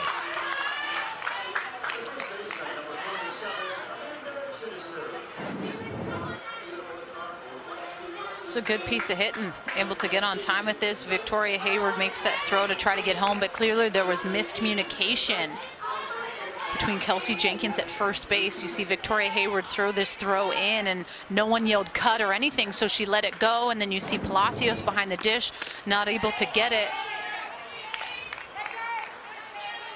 With Megan Wiggins rounding the bases, Aspiration Bank just committed to plant another 100 trees to drive environmental change. Still nobody out. Chitty Chitty Bang Bang. Amanda Chidister in the right-handed batter's box with a hitter's count. 2-0. Chidister RBI single to right field her last time up. 2-1.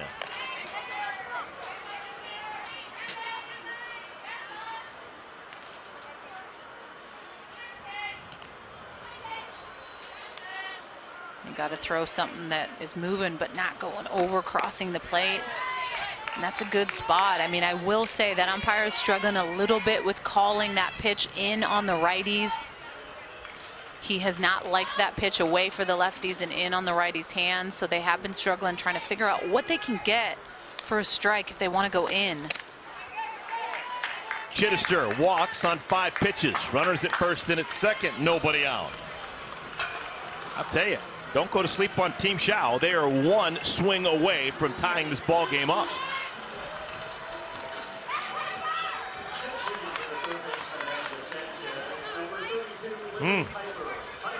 To have a 5-0 lead before an out is recorded for either side in the first inning, like Victoria Hayward has, and now to be on the verge of giving it all back. That's tough. Pinch hitter Lily Piper will bat. Piper's been the truth. Hasn't got a ton of playing time, but in the few opportunities she's had to pinch hit, for the most part, she's delivered. She's hit rockets.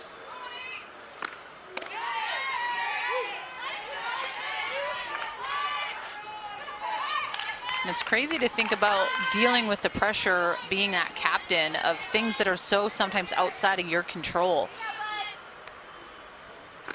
I think that can be the most difficult thing with this is, as a captain, okay, I already have to worry about my personal performance, but then I have to worry about the team and how we're going to make this work. And we have a 7-4 game and we have runners on, and trying to make those big decisions sometimes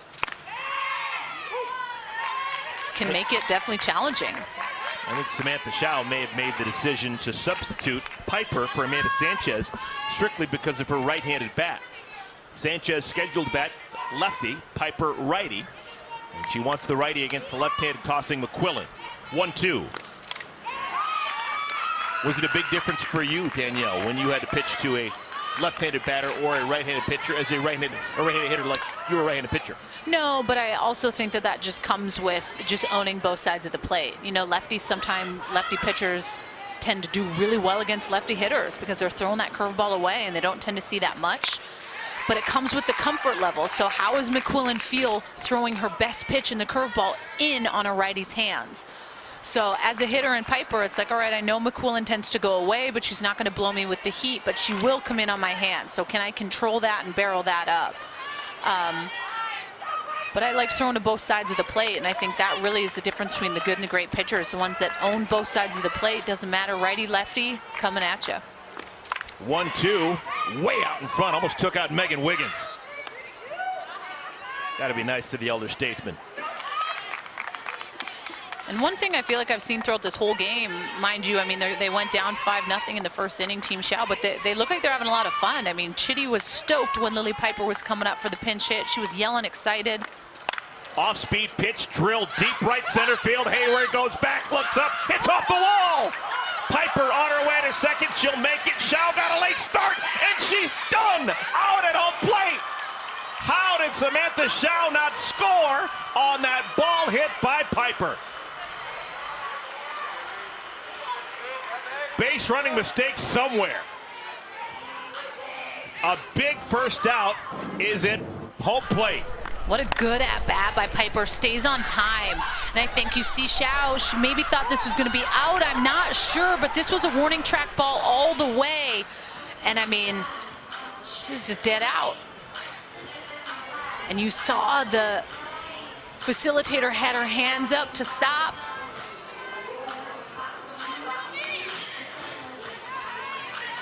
Out by a mile. Critical first out.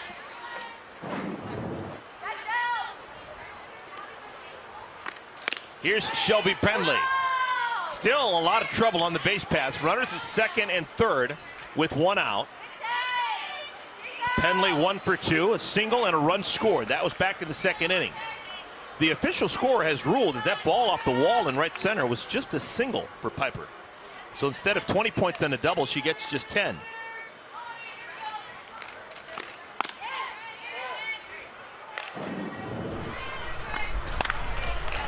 And she goes back to tag, and I think didn't get a good idea. And Chidi was going all the way, and they almost were a little too close to each other where they could give each other that air high five. But I just think right off the bat, you just have to have a little bit better awareness of seeing that thing and automatically going. I think that looks like it's going warning track. Tough though, right? Like when you're in the game and you're in the moment and you're feeling it, you are told to tag automatically. Ball goes up, you're on second, you want to tag. So I think trying to figure out the difference, if that's going to be out of here or if it is going to get caught. But from where I was standing, I thought it was going to be a home run or warning track.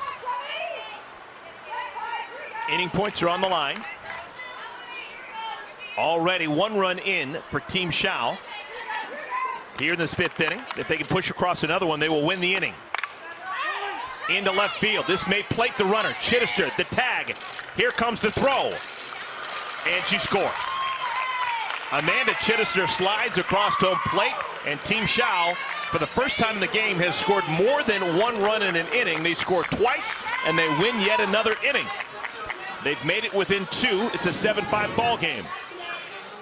And Chidi, a lot of speed, has really worked on just her physical fitness in general and the speed stuff. And never count out Team Howe. I mean, like I said, Hayward goes up 5-0 in the first inning, but Howe has just continued to plug away, and score every single inning, and they found a way to win the inning, and those points mean something. Those are, you know, 10 points for every single person on your team. It's as if everyone went up and got a single. So they're still finding ways to score even though they were down, and there's a huge possibility that Team Howe can definitely get back in this ball game with all the game we have left.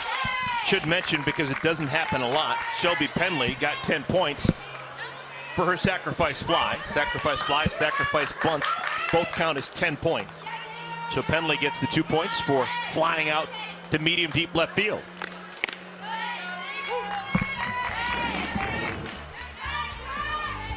And I mean, this was a no-doubter. It's just money in the bank. This is some 40 points. 5-pitch walk to Taylor Edwards. Second walk by McQuillan here in the inning. Previous walk to Amanda Chidister came around to score. How big was that play at the plate, getting Howe just a moment ago? 2 outs, runners at first and at second. Emily Crane, already 2 line drive singles. Showing bunt. That's a fair ball. Interesting. Emily Crane is thrown out at first.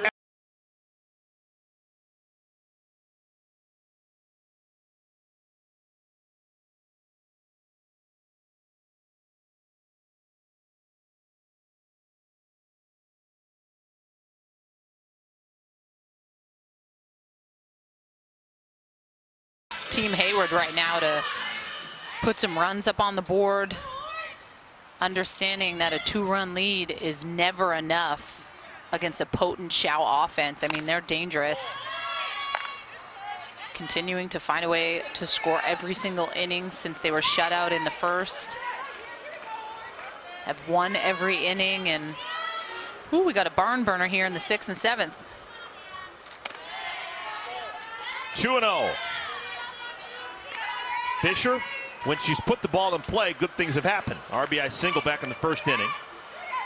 But twice, both times against Kamalani Dung, not able to put the ball in play. She struck out a pair of times.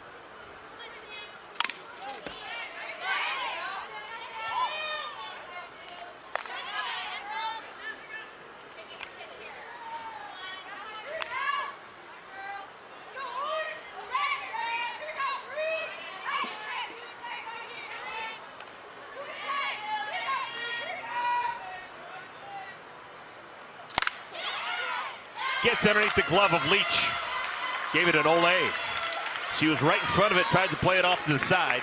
And a runner aboard with nobody out. That was a rocket. That was a rocket. It's a big deal to Howe whether or not that's a single or an error.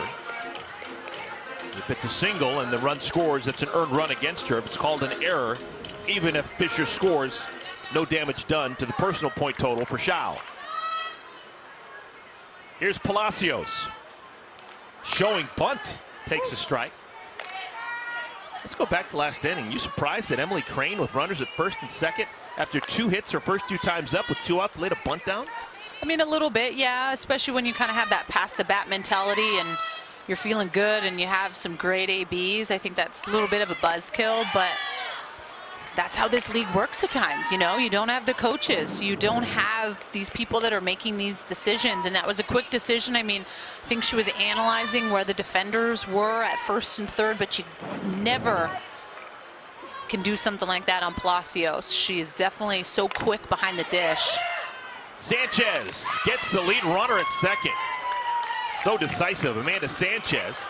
Palacios trying to lay down a sacrifice bunt, can't do it. That's the first out of the 6th inning. And Sanchez, just no fear. As soon as she sees Palacios turn, I mean, she is all over that. That's almost just easy peasy. Hey, a little bit of housekeeping. The ball hit by Fisher that got past Leach was officially ruled a single. So 10 points for Fisher.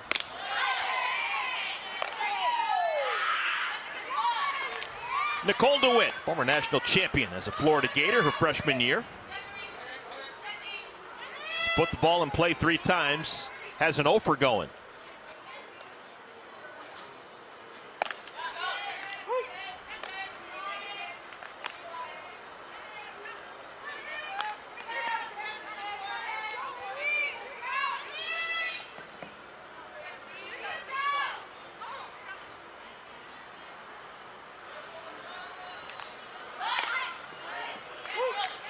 One and two. DeWitt, a native of Garden Grove, California.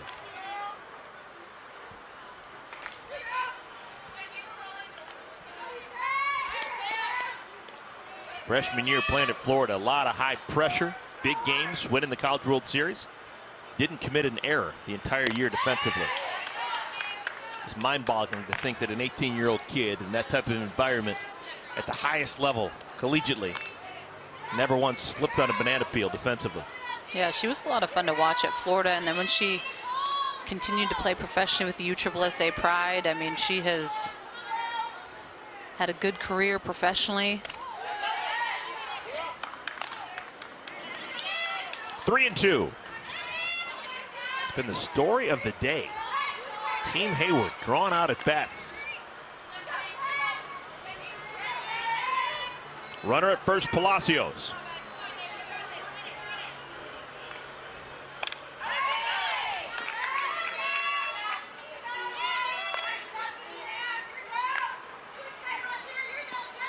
I mean, we have seen some full counts today, you and I. Another full count. I mean, that just shows that the hitters are finding ways to continue to keep fouling off pitches and fouling and waiting for something they can do some damage with. On the ground, could be 2. There's 1 at second, and a bobble by Penley, not able to get it first in time. So 2 outs, runner on at first is DeWitt.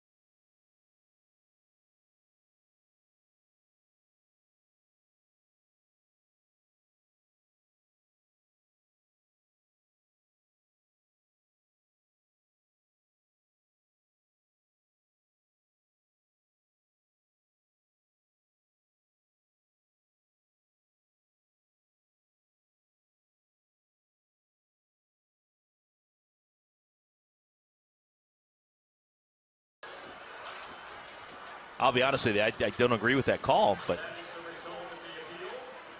I don't either. And you see Megan Wiggins having a conversation with the umpire out there.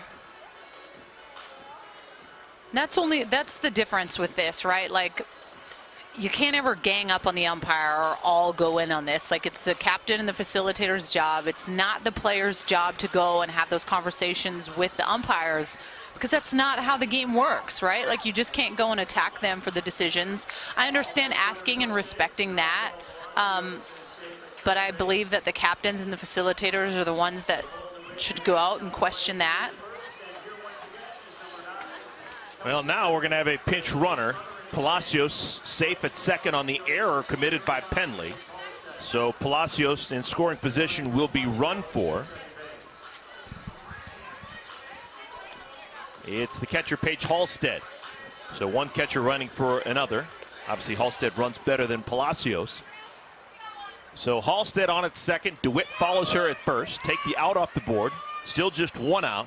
And Kelsey Jenkins called strike one.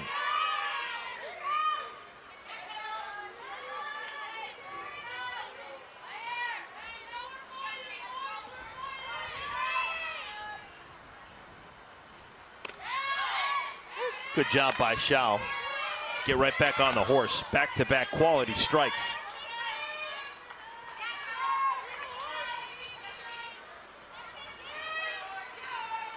Two-run game, sixth inning. I like that spot. She's shown drop ball the last 3 pitches, and that's something that she said she's really needed to start to get working for her to feel good in the circle. That has been a staple pitch for her. She felt like she lost it a little bit. Count even.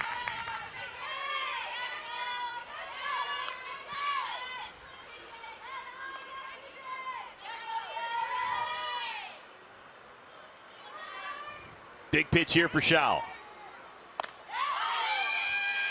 Heck of an at-bat for Jenkins. One of the youngest players here in Athletes Unlimited. Just graduated this spring from Wisconsin. But she's been super patient here in a critical part of the game.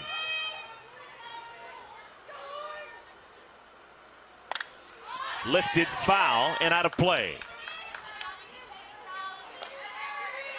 We can't forget that Team Howe has Haley Wagner, who I saw warming up in the pen. So that is an option. And with the game being closer, that would be a good switch. I mean, when it was 5-0 lead, it made no sense to obviously bring her in, but. Got her. Howe strikes out Jenkins for a critical second out.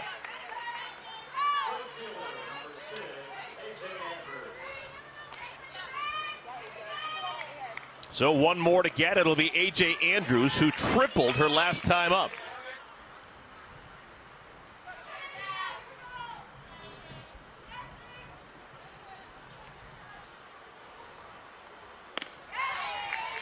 Oh, and 1 to Andrews, former LSU All-American.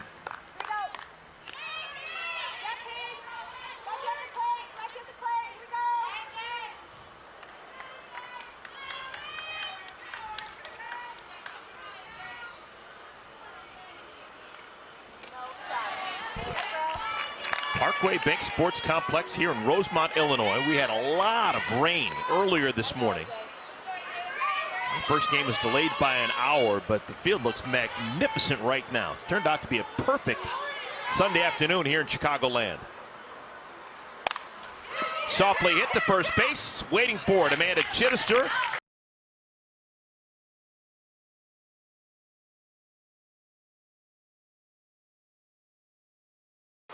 Back in, and there's definitely some pressure, right? I mean, this is a 2-run ball game, and yeah, Michelle Moultrie, who's just such a spark plug in that 9-hole, can really turn the lineup around really quick. So the importance of lead outs off a player like her are really important.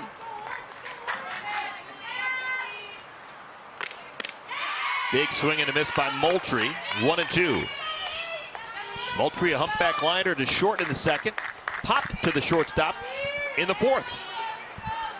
It has been slow and steady for Team Howe. Into center field, hit well, going back on it. Hayward still going back, makes a snow cone grab. How do you do, Victoria Hayward? Captain playing like a captain should.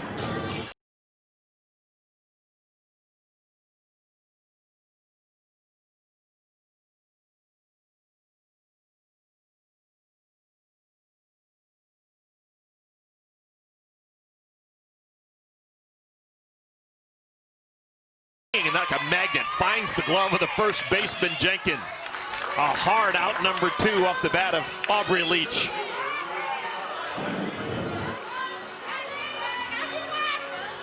That's a great catch by Hayward. So back-to-back good defensive plays for Team Hayward. Megan Wiggins, 2 for 3. Wow, that's a good pitch. See, that's a pitch to me where I just think it needs to be called. It's that great curveball. It's hitting the plate. It's not too far outside.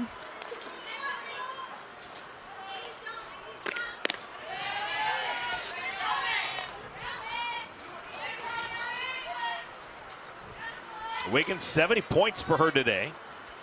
Currently in the 16th spot on the leaderboard. Took a good cut. Hitters count 2-0. Fouls it back to the screen. Still have another coming your way. Team Osterman, Team Ocasio. They're the lead dogs this week. They both won yesterday.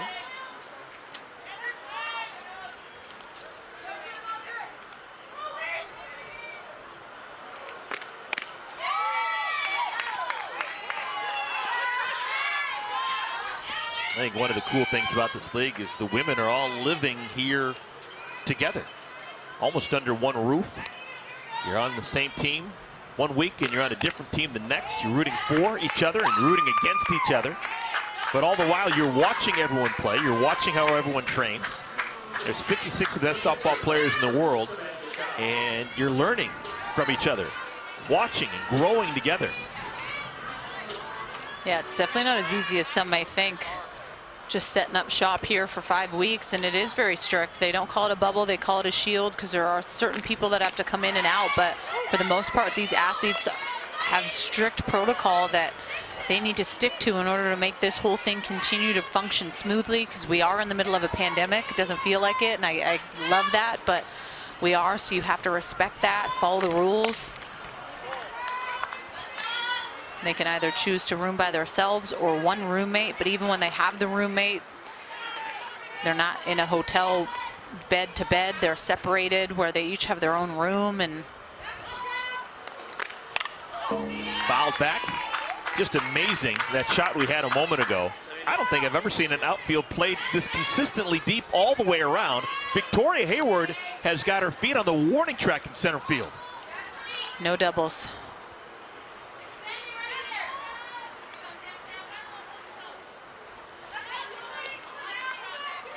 Samantha Howe, team captain. Chance to tie it up with one mighty swing. Ooh, that's a good pitch. That is a good pitch. The backwards glare from O'Toole. Hey, and I don't blame her. I don't. I think that these hitters are too good, Eric, where you have to put the ball on the plate. Maybe that was a little in. I'll give it to him, but I think as a pitcher too, when you're just continuing to face the same hitters a lot and they're really getting to know you, you got to be able to have a little bit of grace, have a ball off the plate, and that can go in your favor. 3-2. Wiggins will be off with a pitch.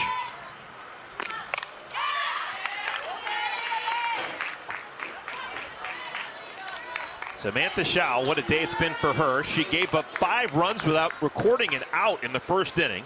She had to lift herself. She got a pick-me-up from the reliever, Kamalani Dung, who did a fantastic job out of the pen to keep this game manageable. And now slowly but surely, Team Howe inching back. They're within a pair. 3-2 pitch, driven, but foul. Who would have thought in the top of the first inning that Team Howe would still have a puncher's chance in the 6th inning? They were down and out and left for dead.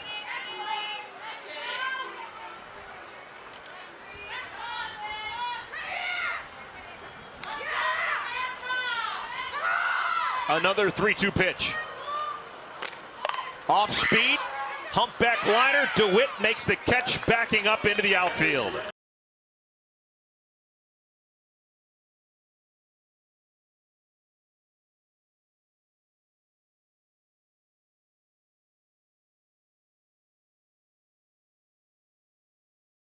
Captain. Hayward batting against Samantha Howe. She's had a day. A triple in the first inning off of Howe really got things started.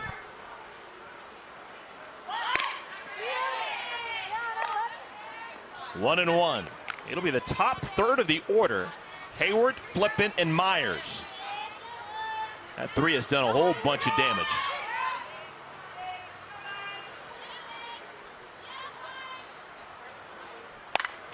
Hard hit ball down the right field line, foul. Hayward gunning for extra bases. The way that she runs, that would have been a double for sure, if not a triple.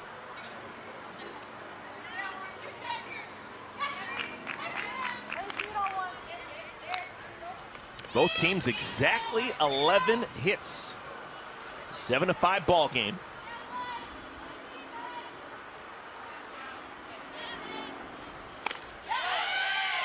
Whisker outside.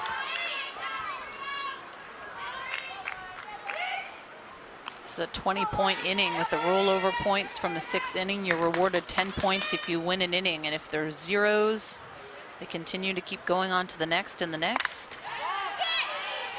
It's one of the things that makes Hayward so special. You saw her pull the ball deep down the right field line. This time she sprays it down the left field line. It's almost as if you need 15 defenders when she comes to the plate.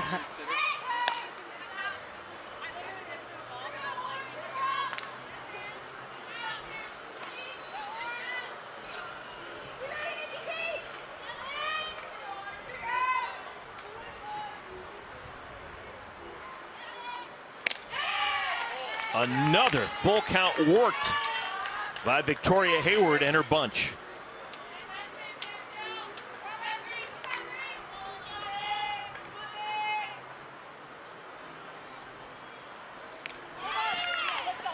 Leadoff walk. Second time today that Hayward has walked. She is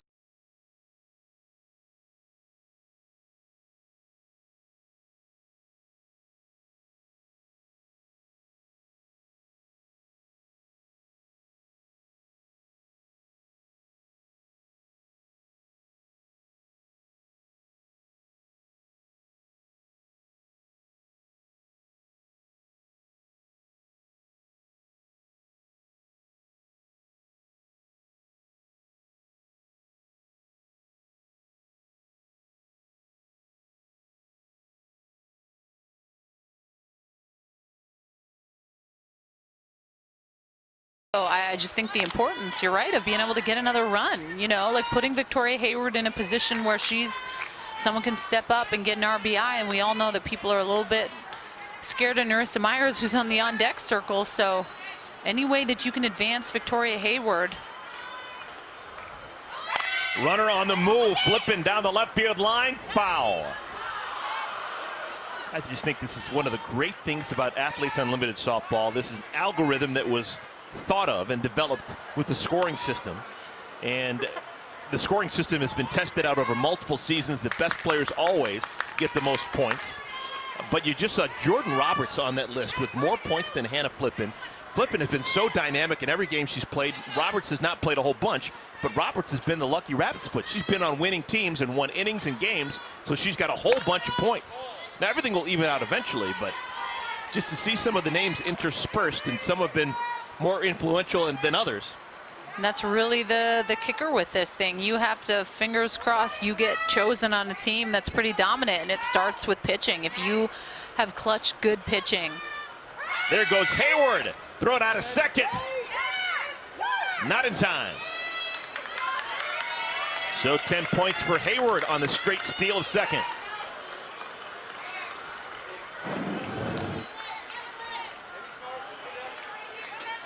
And so much speed, and I think Edwards behind the dish has been exposed a little bit, has yet to be able to throw out a runner. These runners are green light all the way. Walk to Hannah Flippin, so back-to-back walks to begin the 7th inning. Hayward and now Flippin.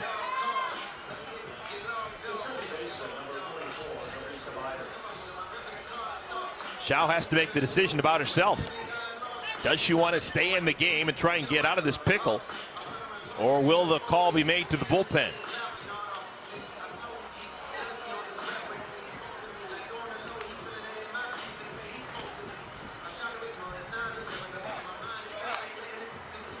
Howe's going to stay in.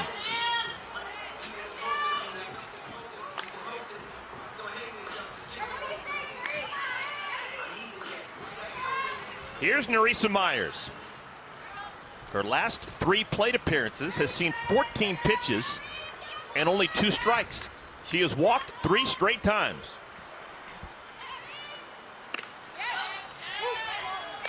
Strike 1 call. She can do anything you'd ever want with a bat in her hand. She can lay it down, she can drag it, she can slap it, she can hit a line drive, she can hit it over the fence.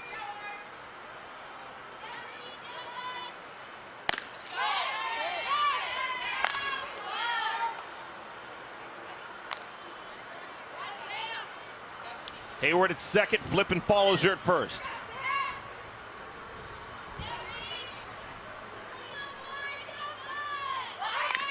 Myers lays it down. The play's at first and they can't make it.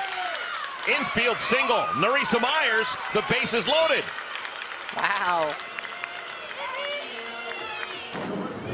As much as I want to say this was a sack, I think this was sneak attack all the way. Sanchez back, Chidister back. Only play is for Howe. Wow, so heads up by Myers. Big inning right now. And I think it's dangerous. Howe has been swinging a hot bat. He got bases loaded, no outs. This is so similar to what Howe faced in the first inning. In the first inning, she allowed 6 straight batters to reach. Now she's allowed the first 3 batters to reach in the 7th. 0-1 to Howe. 2-run double in the first, single in the second, and a fly out to right and center.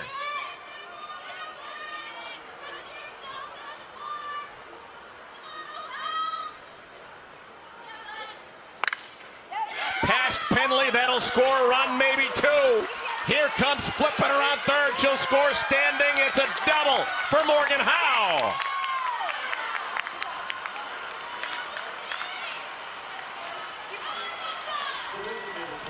Two insurance runs for Team Hayward. Yeah, I was just going to say that. It is so important. What a good piece of hitting. Stays on plane with this. Knocks it right past Shelby Penley, excuse me. A lot of speed on the base pass. She's excited, and she's impressing me every AB. 3-hit ball game for Howe. Sam Fisher looking to deal the death blow.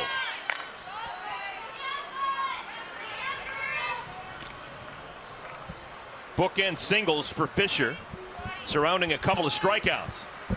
2 for 4 in the afternoon.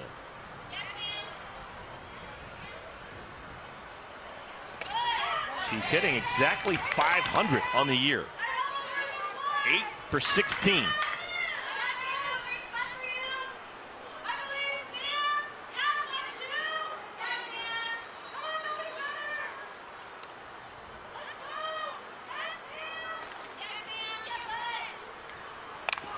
Didn't mean to hit her back. Howe goes home. They've got Myers in a pickle. They'll just run her back to the bag. And because it took, oh my goodness, a base running mistake. We've got 2 runners on at second. There still hasn't been an out recorded. This is still live. There still has not been an out recorded, and the ball is live. They've got Fisher hung up between first and second, I think, and they'll get the runner out there. So it's second and third, but Fisher is retired. Fisher is retired, but that could have been just disastrous for Team Hayward. That was not played well by Team Howe. So still runners at second and third, but now 1 out. that was interesting. That was just a mishit. Howe goes home because Myers was coming. And 2 people cannot occupy the base at the same time. So Hannah Flippin heads back. And then Fisher gets herself in a little bit of a pickle. But I like the fact that Fisher just wore one for the team and said, tag me. Because that just allows, at least you still have 2 runners that are in scoring position here in an RBI situation for Palacios. What a kooky play.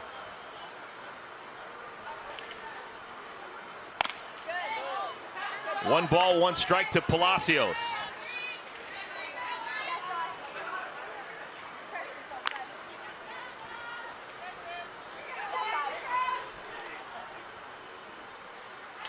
Couple of walks for the catcher.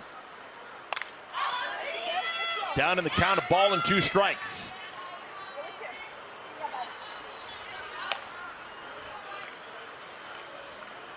Howe's already given up a pair here in the 7th inning.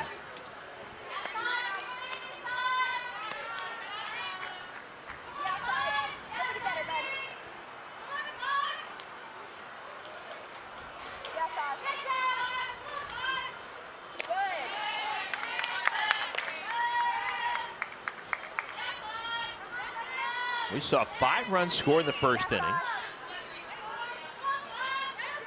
Team Howe incrementally coming back with single runs in the 2nd, 3rd, 4th, 2 in the 5th. But now 2 runs in the 7th, and more to come right here. Palacios, a base hit to right field. Myers scores. Howe stops at 3rd. That'll double the lead. It is now 10-5.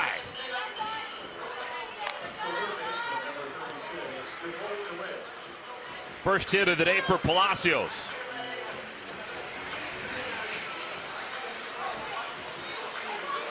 You have to remember here, being a two-way player has its perks when you're doing well on both ends, but when you're struggling in the circle and giving up a lot of runs, that's when you can see yourself moving down. It's -10 for every single earned run that is given up. Nicole Dewitt.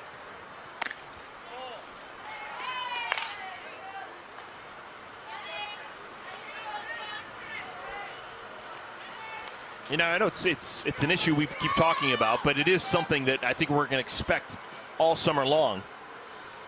That defensive play a moment ago that wasn't made. On the ground, that'll drive in another. Howe ambles in from 3rd. RBI single for Dewitt. I think when you have teams changing each and every week, the chemistry, how you're going to cover bunts, how are you going to do rundowns, it's not necessarily universal. And I think that's going to be a factor every week as teams try and figure out who they are as a combined whole. Yeah, and I mean, that's stuff that you work on when you're in fall ball, right? When you're in college and you get to fall practice and you're grinding and doing double days, it's when you're really getting to the nitty-gritty of 1st and 3rds, communication, who's cutting off, who's doing this, who's covering where. And I think every single week when you're constantly shifting and changing, it can put stuff on the back burner a little bit. And most likely you'd be like, oh, I bet that nothing's going to happen with it, so we don't need to cover it maybe exactly like we would. And then all of a sudden when it does, stuff can hit the fan a little bit, and you know, Howe obviously not happy, and I don't blame you. But what I will say is this league is a tough one, and at the end of the day, it's the ones that have the short-term memory that are going to continue to keep rising to the top. It stinks giving up runs. Umpire's zone at times is tight, and I've seen a lot of these pitchers tend to continue to keep falling behind. But the ones that can really just turn the page on the bad outings and not allow for that attitude to be contagious is important. And I mean, I hate to say it, Eric, but she's a captain. So her team is looking to her. She's making decisions. She's, you know, more responsible than a lot of these other ones. So that has to be taken into account too. Yes, there's pressure in being a captain, but you also have to be a pro's pro in how you deal with the failure piece. Because if you're just, you know, in the bullpen, upset, kicking dirt, and mad at yourself, and that seems to be the constant trend, then everyone in your team's going to lose that trust in you. Howe's replaced by Haley Wagner. Wagner's been a workhorse. She has thrown 20 in the 3rd innings. That's the most innings of anyone in the Athletes Unlimited softball world so far through the first week and a half. 5-year pro out of Michigan. Currently 18th in points. She was a captain for week 1. Every game she's appeared in, she's finished with the decision. She's 2-2. Her team went 2-1 last week. Took the loss yesterday against Team Ocasio. Kelsey Jenkins right to the shortstop Penley. 2nd out of the 7th inning.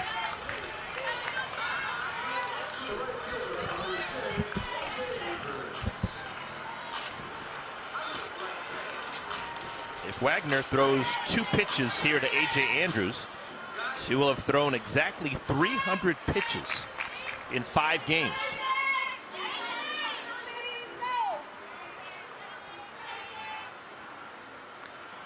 She has just passed Kat Osterman in total pitches thrown here in Athletes Unlimited action. Kat with 297 pitches.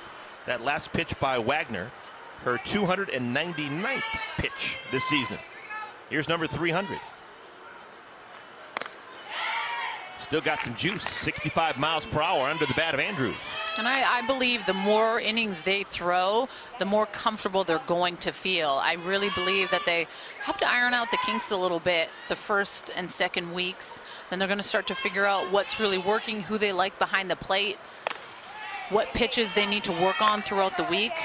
And quite frankly, it's location that I've noticed more than anything and why these pitchers have struggled. Yes, today has been a little bit more difficult behind the plate with balls and strikes. I think they've been squeezed, and that makes it more frustrating, but it's your job to locate.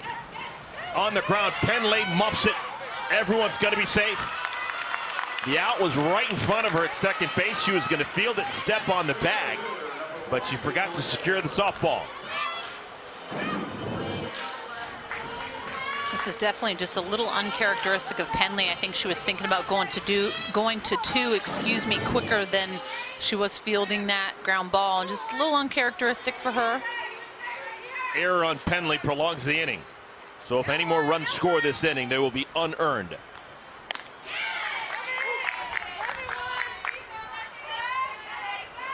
We batted around. Victoria Hayward bats for the second time. This almost never happens. Victoria Hayward has batted twice in 2 separate innings today. On the ground and seeing high base hit, will score a run, maybe 2. Here comes Dewitt, the slide, she's safe. 2 more runs score. And the lead is now 8.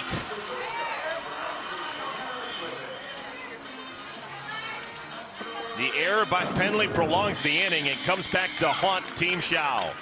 And that tends to always be the case, doesn't it?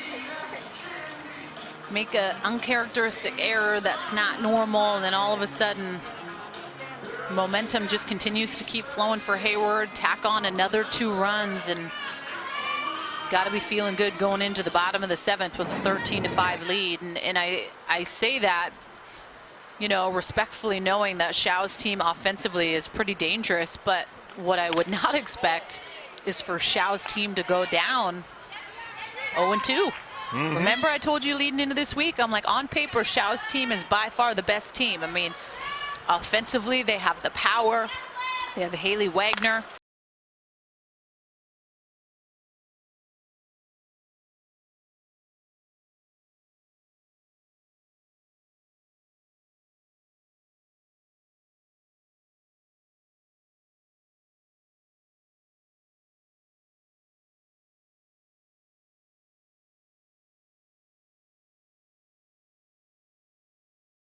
Come in. Then you had McQuillan come in for an inning, and O'Toole's going to close it. Hammered. Oh my! That almost knocked Morgan Howe over. A frozen rope. Out number 1. Can hang a month's worth of laundry on that rope. Daniel O'Toole says, just an out. It's a long out. Here's a pinch hitter, Lily Piper. I'll tell you what, Piper needs to be in someone's starting lineup at some point. Piper, her last time up, hit the longest single of her career. Hit it off the wall in center field, but because of base runners in front of her, only got a single. That's the second time that's happened to her. That's the second time in this league, in 6 games, she's hit the ball off a wall and only got a single.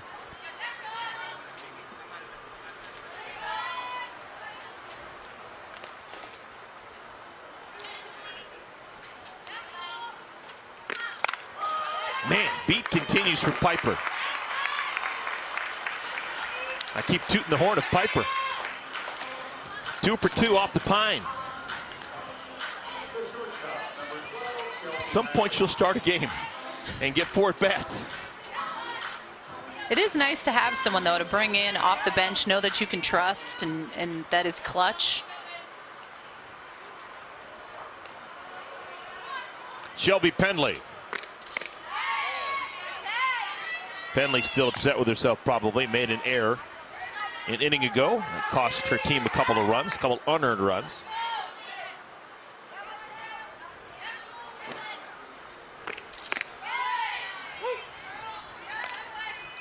One ball and one strike. We have not seen her sister. Nicole Penley is on Team Howe. You have 14 player rosters, and so generally every single game all the position players play, but Nicole Penley has not.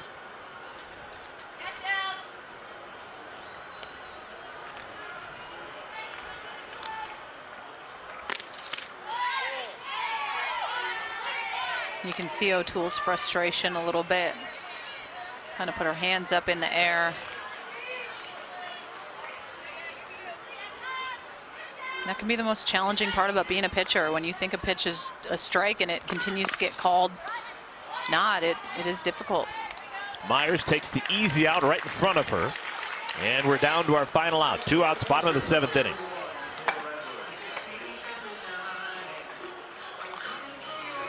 Last hope for Team Howe is Taylor Edwards. First Athletes Unlimited homer back in the 4th inning.